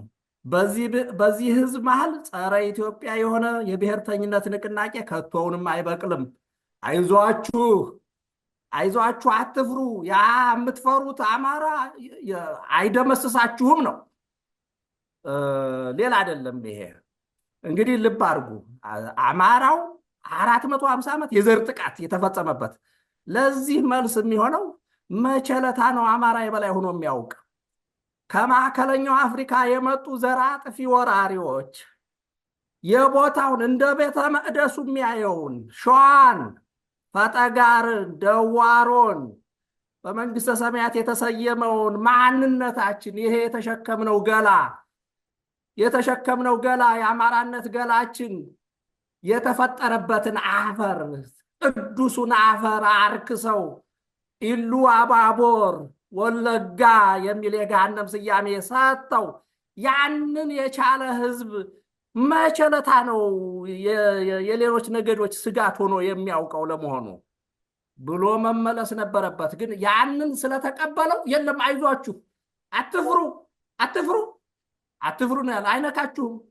መቼ ዕለት ነው እኛ የተውነው ጥቃት በወደ ሰፊነት በኢትዮጵያዊነት በመልካምነት አስተሳሰብ የተውነ 450 ዓመት የተጠራቀመ በደል አለን እንጂ ከመቼ ጀምሮ ነው አማራ ደግሞ የሌሎች ስጋት ሆኖ የሚያውቅ? አንድ ጋት መሬት ዛሬ እንደ ዋርካ ሰፍቶ የተቀመጡበት ኦሮሞ የሚባሉት አንድ ጋት መሬት አላቸው ወይ? በአማራው መሬት ላይ አይደለም ወይ እየዘነጡና እየተቀናጡ የሚኖሩት? አማራ ወረረን የሚሉት አማርኛ የተፈጠረበትን ጋፋትኛ የተፈጠረበትን መሬት አይደለም ወይ? እና ነገር ግን ያ ስለተቀበለው ያ ጸረ አማራ አስተሳሰቡ እስከ አጥንቱ መቅኔ ድረስ የዘለቀ አስተሳሰብ ስለሆነ ተቀብሎ አይዟችሁ፣ ያ ወራሪው ያ ደምሳሹ አማራ አይነካችሁም፣ አይዟችሁ ተረጋጉ ነው ያላቸው። ይቀጥልና ምን ይላል? አማሮች እንደሌላው ኢትዮጵያዊ ወገናቸው በባህላቸውም በሃይማኖታቸውም አብሮነትን የሚያበረታቱ በመሆናቸው በዚህ ህዝብ መሃል አክራሪ ብሔርተኝነት ተዘርቶ ሊበቅል የሚያስችል የፖለቲካ እርሾ ሊኖር አይችልም ይላል። አይዟችሁ አክራሪ አማራ አይመጣም፣ አማራው አይመጣባችሁም። ምን ማለት ነው ይሄ?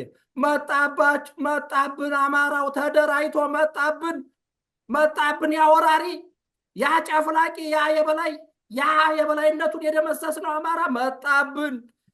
ለሚሉት ሰዎች ነው። አይዟችሁ አይመጣባችሁም አክራሪ አማራ። ይሄ ሌላ አይደለም። ይቀጥላል። ኢትዮጵያውያን ተጋጭተን የራሳችንን ሀገር ልንመሰረት ብንነሳ መቼስ አንድ ህዝብ ዙሪያውን ጠላት አፍርቶ ሀገረ መንግስት መመስረት አይችልም። ሰላምና መረጋጋት አይኖረንም። ይህ የኢትዮጵያ የውስጥ አለመረጋጋት ደግሞ የአፍሪካን ቀንድ ሊያፈርስ ይችላል። ይህንን ችግር አማሮች አብጠርጥረው ያውቃሉና አማራን ከኢትዮጵያ የመነጠል የብሔርተኝነት እሳቤ በአማሮች መንደር አይሰራም ብቻ ሳይሆን አማሮች አጥብቀው የሚታገሉት ጉዳይ ነው። የአማሮች ትግል ሁላችንንም አቻችሎ የሚያኖር አዲስ የፖለቲካ ስርዓት ዘርግተን ተቻችለን የምንኖርበት ምዕራፍ መክፈት ነው። አይዟችሁ አይዟችሁ፣ ያ የበላይ የነበረው አማራ አይነካችሁም፣ አይዟችሁ ተረጋጉ ነው እያለ ያለው። የኢትዮጵያ መልክ ዥንጉርጉር ነው ይላል። ይቀጥልና የኢትዮጵያ ባህል፣ የተለያዩ ቋንቋ፣ የተለያዩ ሃይማኖት ባለቤት ናት ሀገራችን። ይህ የኢትዮጵያ መልክ ሲሆን ውበቷም ነው። ይህንን መልክ ሊቀይር የሚችል ኃይል የለም። ስለሆነም ማንኛውም በዚች ምድር ውስጥ የሚካሄድ ፖለቲካና የመንግስት ቅርጽ ይህንን የሀገሪቱን ብዝሃነት ያገናዘበ መሆን እንዳለበት የአማሮች ዋና ትግል ነው። አንዳንዶች የፋኖ ትግል አንድ ሃይማኖት፣ አንድ ባህል ለመጫን ነው ይላሉ። ይህ ትክክል አይደለም። በመሰረቱ አማራ ራሱ ብዝሃ ነው። አማራ በሃይማኖት ብዝሃ ነው ይላል እና አይዟችሁ ነው። ልብ አድርጉ እንግዲህ አማራ ጨፍላቂ ነው ከሚለው ፕሬሚስ ተነስቶ ነው የለም አይዟችሁ የሚል።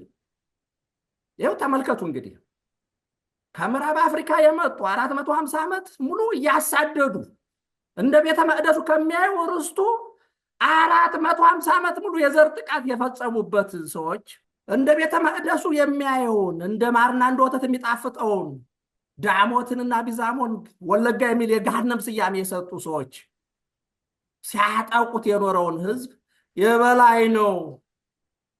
እንደ ዝንጀሮ ገደል እና ተራራ ላይ የሚኖረውን ህዝብ ርስቱን ከማዕከላዊ አፍሪካ የመጡ ዘር አጥፊ ወራሪ ቅኝ ገዢዎች እየተቀናጡበት እየዘነጡበት የሻለውን ህዝብ ነው የበላይ ነው። አይዟችሁ አትፍሩት፣ አይዟችሁ የፋኖ ምንም አይነካችሁም የሚለን እና በአጭሩ ይህንን ሰነድ ያዘጋጁ ሰዎች በእውነት የአማራ የአፋብኃ ከሆነ አፋብኃ ውስጥ የጸረ አማራዎች ገብተዋል ማለት ነው። ወይንም የጸረ አማራውን ትርክት የሚቀበሉ ሰዎች አሉ ማለት ነው እና ይህ ያንኑ መከራ ስናይበት የኖርነውን አስተሳሰብ የሚቀበሉ ሰዎች ይዘው አሉ ማለት ነው። ይህንን ሰነድ ካዘጋጁት ውስጥ አለ ማለት ነው። እንደዚህ ያለ ሰነድ ያመናልኛ የዘር ፍጅት እንዲፈጸምብን ያደረገ አስተሳሰብ ስናይ በአማራ ባለጉዳዮች ስም ሲወጣ ያመናል። በእውነትኛ የአማራ ህዝብ ያመዋል። ሆዳቸው በስለት የተተለተለ ነፍሰ ጡር እናቶች እነሱን እንደገና መግደል ነው። ያ እነዚያ ሆዳቸውን ያስተለተለ ትርክት ይሄ አስተሳሰብ ነው። ከዚህ ለመውጣት ነበረኛ አማራ የተወረረ መሬት ነው ያለው፣ የተደመሰሰ ባህል ነው ያለው። አማራ ሉባ የሚባሉ የኦሮሞ ሰዎች ከማዕከላዊ አፍሪካ ጀምሮ በለው አማራን እያሉ የመሬቱን ስም እየቀየሩ ባህሉን እየደመሰሱ ከለምና ከሰፊው ሀገር ገፍተው ተራራና ገደል ላይ እንዲኖር ያደርጉታል። ዛሬ ሸዋ የሰሜን ሸዋ ያለውን ገበሬ አማራ ገበሬ ነው እስኪ ገደል ላይ ነው እኮ ያለ፣ እንደ ዝንጀሮ ገደል ላይ ነው እኮ የሚኖር። ሰፊው ሜዳው ሀገር ለኑሮ የተመቸው መሬት ላይ ማን ነው እየዘነጠ እየተቀናጣ የተቀመጠበት? የአፄ ምኒልክ አያት ቅድመ አያቶች ቦታ የትብታቸው የተቀበረበትን ፈጠጋርን ማን ነው እየተቀናጣበት የሚኖር? ማን ነው እየዘነጠበት የሚኖር? ማን ነው የሚዘንጥበት? እና ይህንን አስተሳሰብ የያዙ ሰዎች አሁንም አማራውን ነፃ እናወጣለን ብለው አማራውን አሁንም ያቀረ የሚሉትን ጥቃት ለማስፈጸም ካልሆነ በስተቀር እንደዚህ ያለ አስተሳሰብ እንዴት የአማራ ባለጉዳዮች የምንላቸው ሰዎች እንዴት ሊያጠቃልሉ ይችላሉ? እና በአጭሩ ይህን እንደዚህ ያለውን አስተሳሰብ በእውነት የምንዋጋው አስተሳሰብ ነው። የአማራው ሕዝብ መዋጋት አለበት። እንደዚህ ያሉ አስተሳሰብ በአማራው ስም ስልጣን ሊይዙ የሚያልሙ ሰዎች በእውነት እንደዚህ ያለ አስተሳሰብ መያዝ አይገባቸውም ብቻ ሳይሆን እንደዚህ ያለውን እንታገላቸዋለን። እንዲህ ያለ አስተሳሰብ ነው ለዘር ፍጅት የዳረገን እና ይህንን ልጨምር ብዬ ነው። ጋሽ ተክሌ በድጋሚ አመሰግናለሁ። አቶ እያሱ መስመሩ ያንተ ነው፣ መቀጠል ትችላለህ። እሺ፣ ስለተሰጠኝ እድል በጣም አመሰግናለሁ። ይህንን ደክመው ያወጡት ሰነድና ዛሬ ያቀረቡትን በተመለከተ ያልዳሰሱትና ያልገቡበት እንደ አማራ መቆም ያለበትን ነጥቦች ያላነሱበት ቦታ የለም እና በእኔ እምነት ይሄ ማንም አማራ ነኝ ብሎ የሚል ይሄንን እንደ አቡነ በሰማያት ደግሞ ደጋግሞ እየሰማው ከዛ በኋላ በዚህ መሰረት አማራነቱን አውቆ አማራነትን በምን መንገድ ወደፊት እንደሚያስቀጥልና አማራነት እንዴት መልሶ ወደ ነበረበት ከ495 እና 90 ዓመት እንዳሉት የሚያስመልሰውና የሚያስኬደው መንገድ ነው ብዬ ነው የምገምተው እና ለዚህ ይህንን ስላዘጋጁ ያለኝ ክብር በጣም ትልቅ ነው እና ሌሎችም ማንም እኔ አማራ ነኝ ብለው የሚሉ የፋኖ ውስጥም ቢሆን እንደ ፋኖም የሚዋጉ እንደ ፋኖንም የሚመሩ ይሄንን ነገር በስነ ስርዓቱ አውቀው በስነ ስርዓቱ ተረድተው ምክንያቱም ታሪክን ያወቀ መጀመሪያውን ያወቀ ማለት ነው፣ መጨረሻውን ያውቃል ማለት ነው። ይሄ ደግሞ ጽሁፍና ይሄ ዝግጅት የሚያስጨብጠው ያንን ነው እና በጣም እንትን የበሰለ እንደሆነ እና ኮንቴንቱ በጣም ጥሩ እንደሆነ ሳላደንቅ አላልፍም። ይገባኛል። ይሄንን ለማዘጋጀት ምን እንደገፋፋዎት እረዳለሁ። ለዚህ ገፋፊ ምክንያቱ እና ትልቁ ዋና አሁን መነሳት ያለበት ይህ የአፋሕድና የአፋብኃ ውህደት የሚባለው አንዳንድ ጊዜ ፕሮፌሰር ሲገልጸው ውሃና ዘይት አይቀላቀልም አይነት ነገር ነው። እኔም እንደዛ ነው ማየው። ምክንያቱም በእኛ አመለካከት አፋብኃ ለአማራው የቆመ የአማራውን የሚያንጸባርቅ ብለን የምናየው ነው። አፋሕድ ተብሎ የተባለ እንደሆነ ያው ታሪኩን የሚያውቁት ነው። የከሃዲዎች ስብስብ ነው። ሲወጉትና ሲያስወጉት የነበሩት ጨርቃቸውን ጠቅለው የአማራውን ትግል መንገድ እንዴት እንደሚያስቀይሱና እንደሚያሳስቱት አውቀው በየቦታው መክረው ገንዘብ ሰብስበው መሀከሉ ገብተው እያበጣበጡ ሲገሉት ሲያስገድሉት የኖሩት ናቸው። አፋብኃ ማለት ሌላ ነገር ምንም እንትን የለውም። የፖለቲካም ያካሄድም የምንም እምነት የላቸውም። በገንዘብ የተገዙ ስብስቦች ገዣቸው ከውጭ እርዳታ አግኝቶ በሰበሰበው እዚሁ አማራ በሚባለው ገንዘብ ባጠራቀመው እዛ ይዞ ገብቶ የሰበሰባቸው የፋኖ ውስጥ የነበሩ ሰዎች ናቸው እና በዛ መሰረት እንግዲህ እነዚህ ሰዎች ያላቸው ከዲያስፖራ የተዋጣና የሄደ ገንዘብ ሲሆን ያንን ደግሞ ገንዘብ በመጠቀም እዛው አማራውን ምስኪኑን ገዝተው ለግማሹ ሰጥተው ለግማሹ ከልክለው ሲያጋድሉት የኖሩ እና በተለይ አሁን እነዚህ እንትኖች በየቦታው የፈጸሙት እንትን ቢኖርም ሸዋ ላይ ደግሞ የፈጸሙት በጣም ከፍተኛ ነው እና አሁንም በከፍተኛ ሁኔታ የሚንቀሳቀሱበት አካባቢ አርበኛ ያሰግድን የመሰለ ሰው ጠልፈው የጣሉና ያስጣሉ ሰዎች ናቸው። አንድነት ከነዛ ሰዎች ጋር ነው እንግዲህ አንድነት መስርተን የአማራውን ትግል ወደፊት እንመራለን ብለው የሚሉት ያ በምን አስተሳሰብ እንደሆነ አማራው ያንን በምን አይነት እንደሚቀበለው እኔ ሊገባኝ አይችልም። በእኔ በኩል በእኔ እምነት የሚዘገንን ነገር ነው እና ያ ነገር መመርመርና የአማራነት ጠብታ ካላቸው የአማራን በሰነዳቸው ላይ እንደገለጹት የአማራን ጠብታ የለውም። ምክንያቱም ታሪኩን 50 እና 60 ዓመት ብለው ሲሉ ኦልሬዲ ያ አማራነት እንዳልሆነ እና በአዴናዊነት በአዴን የሚለውን ደግሞ እንደጻፉ ነው የምንረዳው። ያ አማራነት እንዳልሆነ እና ሌላ በአፋብኃ በኩል ያሉት አንዳንድ ነገርም ካስፈለገ ከእነዚህ ሁኔታ ተረድተው ወደፊት የሚቀጥሉበትን ሁኔታ እንዲያመጡ ነው። በአሁኑ ሰዓት ምድር ላይ ያለውን ሁኔታ እንግዲህ በደንብ እየተንቀለቀለና ራሱን እያወጣ ነው። ለምንድን ነው ራሱን እያወጣ ነው ብዬ የምለው? ከዚህ በፊትም አሁን ትንሽ ቀደም ብሎ የ10 ሚሊዮን ብር ፕሮጀክት የሚባል ነገር ነበረ። ከዛ በኋላ ደግሞ የተወሰኑ ሰዎች ከአውሮፓም ከኖርዝ አሜሪካም ተሰባስበው እርቅ ምናምን የሚባል ነገር ተገብቷል። ያ ምንድን ነው? መደለያ ይዞ በመግባት የሚፈጽሙትና የሚያስፈጽሙት እነሱ ራሳቸውን በጡረታ ጊዜያቸው ገብተው እዛ እንዴት እንደሚኖሩና ያለውን ነገር ያለውን ስልጣን በዚህ አማካኝነት እንዴት እንደሚቋደሱ ለማድረግ ነው እንጂ ለአማራው እንጥፍጣፊ ታክል ለሚያካሄደውን ትግል ከግብ ለማድረስ እንዳልሆነ አማራው ሊገነዘብ ይገባል። ያው እንደሚታወቀው አሁንም እያየነው እንዳለ ነው፣ እየተንጠባጠቡ ነው። እነዚህም ሰዎች አሁን አፍንጫቸው ድረስ ደርሷል።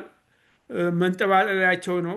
ፋኖ እርግጠኛው ፋኖ ለአማራ የቆመው ፋኖ ጠንክሮ ከሄደ ትንሽ ጊዜ አይቀርበትም። በራሳቸው ሰዓት ወድቀው እንደሚንፈራገጡ ነው ከነ ሁሉ ነገራቸው። እና በአሁኑ ሰዓት እንግዲህ ይሄ ዶክመንት ያስፈለገበት ምክንያት የአማራ ፋኖ አማራ ብሎ የተነሳውና ዱር ቤቴ ብሎ የገባው ፋኖ መንገዱን መነሻውንና መድረሻውን አውቆ በዛ ስር ራሱን አደራጅቶ እስከ መጨረሻው ሄዶ የአማራው ህልውና ትግል ግብ የሚመታበትን የሚያስተካክልበትና አቅዶ የሚሄድበትን ጥናት የሚያገኝበትን የሚያስጨብጥ ዝግጅት ነው ብዬ ነው ምለው። እና በዚህ መሰረት ማንኛውም ፋኖና አመራሩ ይህንን ተከትሎ አሁን ካለው ወጀብ ሜሊ ይሄ ውጭ ያሉት ከዚህም በፊት ወዲያ ወዲህ በማለት የሚታወቁ ማለት ፕሮፌሰር ቅድም ሲለው ስም መጥቀስ አያስፈልግም ስለተባለ ነው እንጂ ካስፈለገ ትንሽ ቆየት ተብሎ ስሙም መውጣት ይችላል። የሚንቀሳቀሱበትም ሚዲያቸውም ምኑም መታወቅ ይችላል። ያንን ግን ካሁኑ ማስቆም የሚቻልበትን ነገር የግድ መፈለግ አለበት። ካላቆሙ ወደፊትም ደግሞ ተከታትሎ በስምም በምንም የሚጠቀስበት ሁኔታ እንደሚፈጠር ነው። በአሁኑ ሰዓት አንዳንድ ቦታ ላይ በተለይ ኖርዝ አሜሪካ ላይ አፐር ሃንድ ይዘው በደንብ የሚንቀሳቀሱበት ድርጅቶችም አንዳንድ እጅ እንዳላቸው ይታወቃል። እና ያም ደግሞ ያለውን ሁኔታ ለማሰናከል ነው። ይሄንን ነገር ደግሞ ማንም እኔ አማራ ነኝ፣ አማራው የህልውና ትግል ውስጥ ነው ያለው፣ ያንን አስቆማለሁ ብሎ የሚል ምድር ላይ ያለ ፋኖ ተረባርቦ ይሄንን ወጀብ አስቁሞ ትክክለኛ መንገዱን እንዲከተል የሚያስችል ጽሁፍ ነው። ይሄንን ሳላመሰግን አላልፍም። ሌላውም ደግሞ ይሄን እንዲያስብበት ስል የኔን መልእክት በዚሁ አቆማለሁ። አመሰግናለሁ። ገብሬ፣ መስመሩ ያንተ ነው፣ መቀጠል ትችላለህ። እሺ፣ አመሰግናለሁ። መቼም ከጋሽ ተክሌ በኋላ መናገር አስቸጋሪ ነው። ቅድሚያ ብትሰጠኝ ጥሩ ነበር። ጋሽ ተክሌ በኋላ ለመናገር በጣም ያዳግታል። ምክንያቱም ስረ መሰረቱን አስይዞ ከተናገረው በኋላ መናገር ትንሽ ይከብዳል። ግን በሁለት ጉዳዮች ላይ ብቻ ሀሳብ ለመስጠት ነው። አንደኛ ጋሽ ተክሌ ያቀረበው የአማራው ጠላትና ወዳጅ በሚለው በእርግጥ ጋሽ ተክሌ ያተኮረው ታሪካዊ የአማራ ጠላቶችና ከውስጥ እና የውጩን ወራሪዎችን ወይም ከሀገር ከጎረቤት ሀገር እና የውጩን አያይዞ ነው ያቀረበው። ከነዚህ እንዳሉ እንደተጠበቁ ሆኖ አሁኑ ሰዓት ባለንበት ወቅት ለአማራው ህልውና ትግል ከፍተኛ ጠላትና እንቅፋት የሆኑት ጊዜ ያፈራቸው ጠላቶች አሉ። የታሪካዊ ጠላቶችና ሀሳብን ያነገቡ ቢሆንም ጊዜ ያፈራቸው ይሄ ሀሳዊ ኢትዮጵያኒስት የሚባሉት በተለይ ደግሞ የማይናቀው የነ ብርሃኑ ነጋ ድርጅት ግንቦት ሰባት የሚባለው ወያኔን ለመታገል አማራውን ጋር ያጅበው የነበረው አሁን በውጭም በውስጥም ፋኖንም እንደ ጆፌ አሞራ ከበው ከአማራው ጋር ቆመናል ብለው የመጡት ጆፌ አሞራዎች አይ ቲንክ እነዚህ መናቅ የለባቸውም ለማለት ያህል ታሪካዊ ጠላቶችና ሌሎች የውጭ ጠላቶች እንደተጠበቀ ሆኖ እነዚህም ሊናቁ አይገባም። ለምሳሌ የእስክንድር ነጋንም ብናይ ባልደራስ አሁን በውጭ በዓለም በሙሉ ተሰራጭተው ያሉት የባልደራስ የግንቦት ሰባት ርዝራዦች አኩራፊ ብአዴኖች ለአማራውም ያስቡ መስሎ የመጡት እነዚህም እንዲያው እንዳይናቁ በጠላትነት እንዲያውም የሚያሳስቱት አብዛኛውን አማራ እነሱ በመሆናቸው እንዳይናቁ ለማለት ነው። ጋሽ ተክሌ ከዛ ላይ ሲያቀርብ በተለይ ወዳጅን በተመለከተ ለአማራው ከአማራው ገበሬ ወጣት በስተቀር ምንም ወዳጅ የለውም ያለው እንደው ትክክል ነው። አሁን አጋር ፍለጋ የሚለው አጋር መፈለግ ጥሩ ነው። ለአጋር ኦፕን ሆኖ መታየት አስፈላጊ ነው። እንደው ለአማራው እንኳን አጋር ሆኖ ከጎኑ የሚቆም ይቅርና ይህን ያህል ሲጨፈጨፍ ይህን ያህል ሲወረር እንዲያው አንድ ቃል እንኳን ስቴትመንት የማይሰጥ ማህበረሰብ ባለበት በኢትዮጵያ ውስጥ በውጭም በውስጥም ሁሉም ጆሮውን ደፍኖ አይኑን እንዳላይ አድርጎ በሚኖርበት አጋር ፍለጋ በየአቅጣጫው የሚደረገው መለመን እኔ የምለው የተሸናፊነት አስተሳሰብ ነው። በእርግጥ አጋርን መቀበል አጋር መኖር ያስፈልጋል። ዋናው ትልቁ ግን የራስን ኃይል እና ድርጅት መፍጠር ሲገባ ቀደም ሲል ፕሮፌሰርም እንዳነበብከው ሌሎቹን ልመና ኑ ደግፉን የሚባልበት እንትን እንደው ቅድሚያ የሚሰጠውም ያለመሆኑን እና በተለያየ እንደው ፋኖ መሪዎችም ሆነ በሌላ አካልም የሚደረገው የአጋር ፍለጋ እኔ አጋር ፍለጋ የሚመጣው አጋርም የሚመጣው ኃይልን ድርጅትን አጠናክሮ ሲገኙ ብቻ ነው አጋርም የሚመጣው እንጂ በመለመን የማይገኝ መሆኑን ይህንን ለመጨመር ነው። አንድ ወጥ የሆነ አነጋገር፣ አንድ ወጥ የሆነ ፍኖተ ካርታ። አሁን ጋሽ ተክሌ እኮ ያነበበው በሙሉ እኮ ይሄ ፍኖተ ካርታ ነው። ምክንያቱም በሙሉ የሚገልጸው ታሪካዊ ዳራውን አስቀምጧል። አንድ ፍኖተ ካርታ የሚያስቀምጠውን ነው። የአማራ ጠላትና ወዳጅ ማን እንደሆነ በግልጽ አስቀምጧል።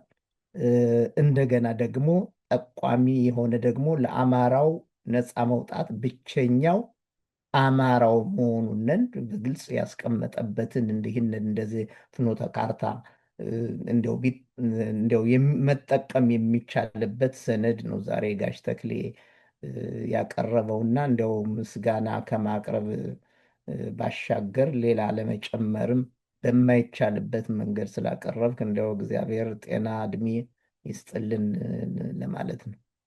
አቶ ጌታቸው መስመሩ ክፍት ነው፣ መቀጠል ትችላለህ። በጣም አመሰግናለሁ ወገኖቼ።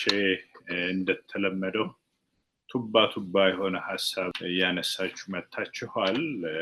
ከዛ ብዙ የተለየ ባይሆንም የድርሻዬን ሀሳብ ላስቀምጥ።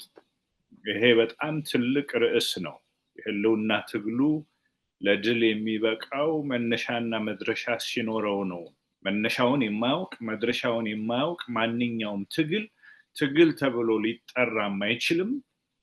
የድል አድራሻም የት እንደሆነ ሊያውቅ አይችልም። የአማራው የህልውና ትግል መነሻው የአማራነት ጉዳይ ነው። አማራ ነው መነሻው፣ አማራ ነው መድረሻውም አማራ ነው።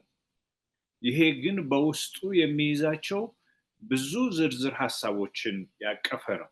ምክንያቱም የህልውና ትግል የህልውናን ዘር ማጥፋት ዘመቻ አድርጎ የተነሳበት ስርዓት ለአማራው አዲስ አይደለም። ከዚህ ከኦሮሞማ ወረራ ጀምሮ ከ450 ዓመታት በላይ አማራን ለማጥፋት በየጊዜው ብዙ ጥረቶች ተደርገዋል። ይህን ዝርዝር ስንሰማው ቆይተናል። አቶ ተክሌም ጥሩ ሄደውበታል። ይሄ ዘመቻ ለዘመናት ሲካሄድበት የቆየው አማራ አሁን ግን በቃ ብሎ ቆርጦ የተነሳበት ጊዜ ነው። መነሻው አማራ ነው፣ መድረሻውም አማራ ነው። የራሱን ህልውናና ማንነት የማስከበሩ ጉዳይ ከዝርዝር ሐሳቦቹ በበለጠ ተሰምሮበት የሚሄድ አውራ የሆነ የትግሉ ሐሳብ ነው። በዚህ ሐሳብ ላይ የተመሰረተ ትግል ጠንካራ መሪዎች ያስፈልጉታል። ጥሩ መሪዎች ያስፈልጉታል። የዚህ ትግል መሪም ፋኖ ነው። ፋኖ መላው የአማራን ህዝብ በአንድነት ሲያቆም አንድነት ተመሰረተ ማለት እንችላለን። የድርጅታዊ ትስስር ብቻውን አንድነት አይደለም፣ ወይም ደግሞ ይሄ የማያዛልቅ ጉድኝት ጥፋት እንጂ ልማትና ስኬትን የሚያመጣ ሆኖ አልታየም። እስካሁን በማንኛውም የትግል አይነቶች አልታየም፣ ሊታይም አይችልም። ጊዜያዊ የሆነ እንዳው እይታን ሊፈጥር ይችል ይሆናል። የአማራ ህዝብ በአንድነት ሲቆም፣ ምክንያቱም አማራ ፋኖ ነው፣ ፋኖም አማራ ነው። ከትግሉ የሚያግደው ከድሉ የሚያግደው ምንም ኃይል ሊኖር አይችልም። ወደ አሁኑ ልምጣና በኦህዴድና ኢህአዴግ የተመራው ኢንኮት ላስቀምጠው የለውጡ መንግስት እየተባለ ሲጠራ የነበረው ይህንን ስም ይዞ ለማደናገር የመጣው የአብይ መንግስት ጸረ አማራ እቅዱን ለማሳካት ጸረ አማራ ኃይሎችን በሚገባ አስተባብሮ እየሰራ ነው ያለው። ሲጀምር በድለላ ነው የጀመረው። ወደዛ ድለላ መጣበታለሁ። እነዚህ ጸረ አማራ ኃይሎችን ማሰባሰብ ሲጀምር ሀገራዊ አንድነትን የመፍጠር ስራ እየሰራ አስመስሎ ነው። እነ ኦነግ እንዲገቡ ሲያደርግ፣ እነ ብርሃኑ ነጋ የመሳሰሉት ተቃዋሚ ኃይሎች የተባሉት መንግስት ነው እንጂ አሸባሪ እነሱ አይደሉም ብሎ በመናገር እነዚህን ሁሉ ሲያሰባስብ ጸረ አማራ ኃይሎችን የማሰባሰብና የማጠናከር እቅዱን ነበር ሲፈጽም የነበረው። እንግዲህ እነ ኦነግ እና ኢዜማ የመሳሰሉት ወዘተ ካሰባሰበ በኋላ የብልጽግና ወንጌል አደረጃጀትን ከመጀመሪያው ጀምሮ ሲሰራበት የቆየ ነው። የብልጽግና ወንጌል ይሄን ስል ምን ማለት እንደሆነ መጣበታለሁ። ለዘመናት ጸንተው የቆሙትን የኦርቶዶክስ ተዋህዶ እምነትን፣ የእስልምና እምነትን ፖለቲካዊ ለማድረግ ብዙ ጥረት አድርጓል። ፖለቲካዊ እስልምናን ለመመስረት፣ ፖለቲካዊ ኦርቶዶክሳዊነትን ለመመስረት ጥረት አድርጓል። ብዙ እንዳሰበው ያልተሳካለት ቢሆንም ብዙ የማፍረስ ስራዎችን ግን ሰርቷል። በሙፍቲ ኢድሪስ የሚመራውን የእስልምና ተቋም ሰርጎ በመግባት እሳቸው እንዲወጡ በማድረግ ነፍሳቸውን ይማር፣ አሁን ወደ አምላካቸው ሄደዋል፣ የሱን የፖለቲካ ወኪሎች እንዲቀመጡ አድርጓል። በኦርቶዶክስም በብዙ ትግል በኋላ እና አቡነ ሳዊሮስን እያስቀመጠ እንገኛለን። ምን ሲያደርጉ እንደነበረ መላው የኦርቶዶክስ እምነት ተከታይ ያውቀዋል። የወንጌላውያን አማኞችን የብልጽግና ተከታይ በማድረግ በኩል ብዙ ሰርቶበታል። አሁንም አብረው የሚንከባለሉ አሉ። የገባቸው እውነተኞች የሆኑት ራሳቸውን ሰብስበዋል። በእምነት ተቋማት እንዲህ አይነትን ስራዎች ሲሰራ ነበር። ቅድም ተነስቷል በአቶ ተክሌ። ማህበራዊ ሚዲያዎችን ደግሞ ሜይንስትሪም የሚባሉትን ሚዲያዎች በከፍተኛ ደረጃ እየተጠቀመባቸው ይገኛል። ለምን? ለዚሁ ለጸረ አማራ አካሄዱ ካድሬዎችን በመመልመል ብዙ የገንዘብ ክፍያ በማድረግ በማህበራዊ ሚዲያው ላይ ብዙ ጸረ አማራ ዘመቻ እንዲያደርጉ፣ በሜይንስትሪሞችም ይህንኑ ጉዳይ በማንጸባረቅ ብዙ እየሰራ ይዞት የተነሳውን ማሳመን ወይም ማደናገር ኮንቪንስ ኦር ኮንፊውዝ የሚለውን አካሄዱን በብዛት አሁንም እየሰራበት ነበር። በማሳመን ደረጃ ገና ብቅ ሲል አብይ አህመድ ኢትዮጵያ እያለ ነው የመጣው። አብረው የተሰባሰቡት ኢትዮጵያ ሱሴ ነችም ይሉ ነበር። ኮንፊውዝ በማድረግ ደረጃ ደግሞ ሌላውን ማህበረሰብ አማራ እየመጣ ነው ሊያጠፋ ነው በሚል ማደናገር እየሞላ እንግዲህ እስካሁን ድረስ እድሜውን ለማራዘም ችሏል። ይሄ እስከ መጨረሻው የሚሄድ አይደለም። አሁን የአማራ ህዝብ ነቅቷል። አማራ ተነስቷል። በሌላውም የኢትዮጵያ ክፍል ያሉ ህዝቦች ተነስተዋል፣ የገባቸው ተነስተዋል። ይሄ መንግስት ምን እየሰራ እንደሆነ ሀገሪቱን ለመበታተን የውጭ ኃይሎች ያቀዱትን እቅድ ይችን ሀገር እንዳለ ማፍረስ ስላልቻሉ በአሁኑ ሰዓት ደግሞ ባልካናይዜሽን ለማድረግ በሩሲያ አካባቢ ያሉ ሀገሮችን በትንንሽ በመከፋፈል አቅመ ደካማ የሆኑ ትናንሽ ሀገሮችን በመፍጠር ደረጃ እንዲሰሩ ዋና ካድሬ ሆኖ እየሰራ ያለው አብይ አህመድ ራሱ ነው። የአማራው ህዝብ ለአረባውያን አልገዛም ያለ እድል ያልሰጠ ወደሱ ለመግባት ብዙ ሲሞክሩ የከለከለ ለምዕራባውያን እድል ያልሰጠ ወደሱ ለመግባት ሀገሪቱን ለመቆጣጠር ሲሞክሩ ከኦቶማን ቱርክ ጭምር እድል ያልሰጠ ጀግና ህዝብ ነው። ይህንን ህዝብ ማዳከምና መምታት የውጭ ሀገሮች የተንሸዋረረ ሐሳብና የራሱ የተንሸዋረረ ሐሳብ ለስልጣን ማራዘሚያ የሚጠቀምበት ስራ እየተሰራ ነው ያለው። ይሄ ነው እንግዲህ ኦሮሞ ተብሎ የሚጠራው ኃይል ለነዚህ ረጅም ዓመታት በአማራው ላይ ሲያደርጉ የነበረው። አማራው አሁንም አልተበገረም፣ በማይመለስ አካሄድም ተነስቷል። ይህንን የማይመለስ አካሄድ ደግሞ ለማቆም አቅም ስላጣ ማድረግ ያለበት ውስጥ ገብቶ መከፋፈል፣ በተለያዩ ድርጅቶች እንዲታቀፍ፣ አንዳንዶች ምንም የትግሉን ዓላማ የትግሉን ታሪክ ያልተረዱ ዝም ብለው ለስልጣንና ለቦታ የሚቋምጡ ብቻ ቦታ ይዘው ይሄ ተዋሃድን አንድ ላይ ሆንን በሚል ዝም ብሎ የረከሰ ፍልስፍና የወደቀ ፍልስፍና አንዱን እንዲጎትት ለማድረግ አሁንም እየሰራ ይገኛል። መግቢያችን ላይ ዶክተር ጋሻውም ገልጾታል።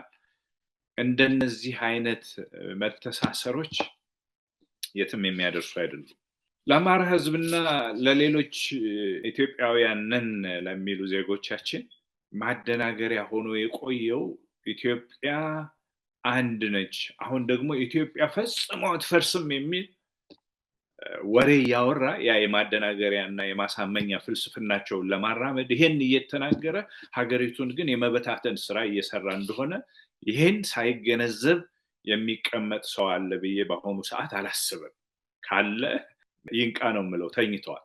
ይህንን አይነት ኢትዮጵያ አትፈርስም የሚል የአእምሮ አጠባ የአእምሮ ሰለባ ለማድረግ ሚሞሪው አጭር ነው የሚለውን ህዝብ ይችን ይጨምርና እሱ የሚፈልገውን እየሰራ ይገኛል።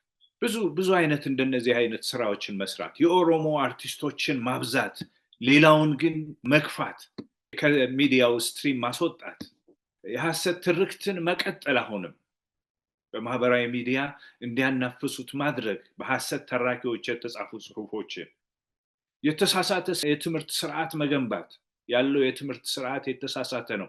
ከዚህም እንኳን ከተሳሳተው ስርዓት አማራን ቶታሊ ከትምህርቱ አካባቢ ማግለል፣ ትምህርት ቤቶች እንዲዘጉ ማድረግ፣ ከዛ አካባቢ የሚያልፈውን ተማሪ በጣም መወሰን የብርሃኑ ነጋ አስፈጻሚነት ደስ ብሎት እየሰራው ያለው ጸረ አማራው ብርሃኑ ነጋም ጭምር ነው።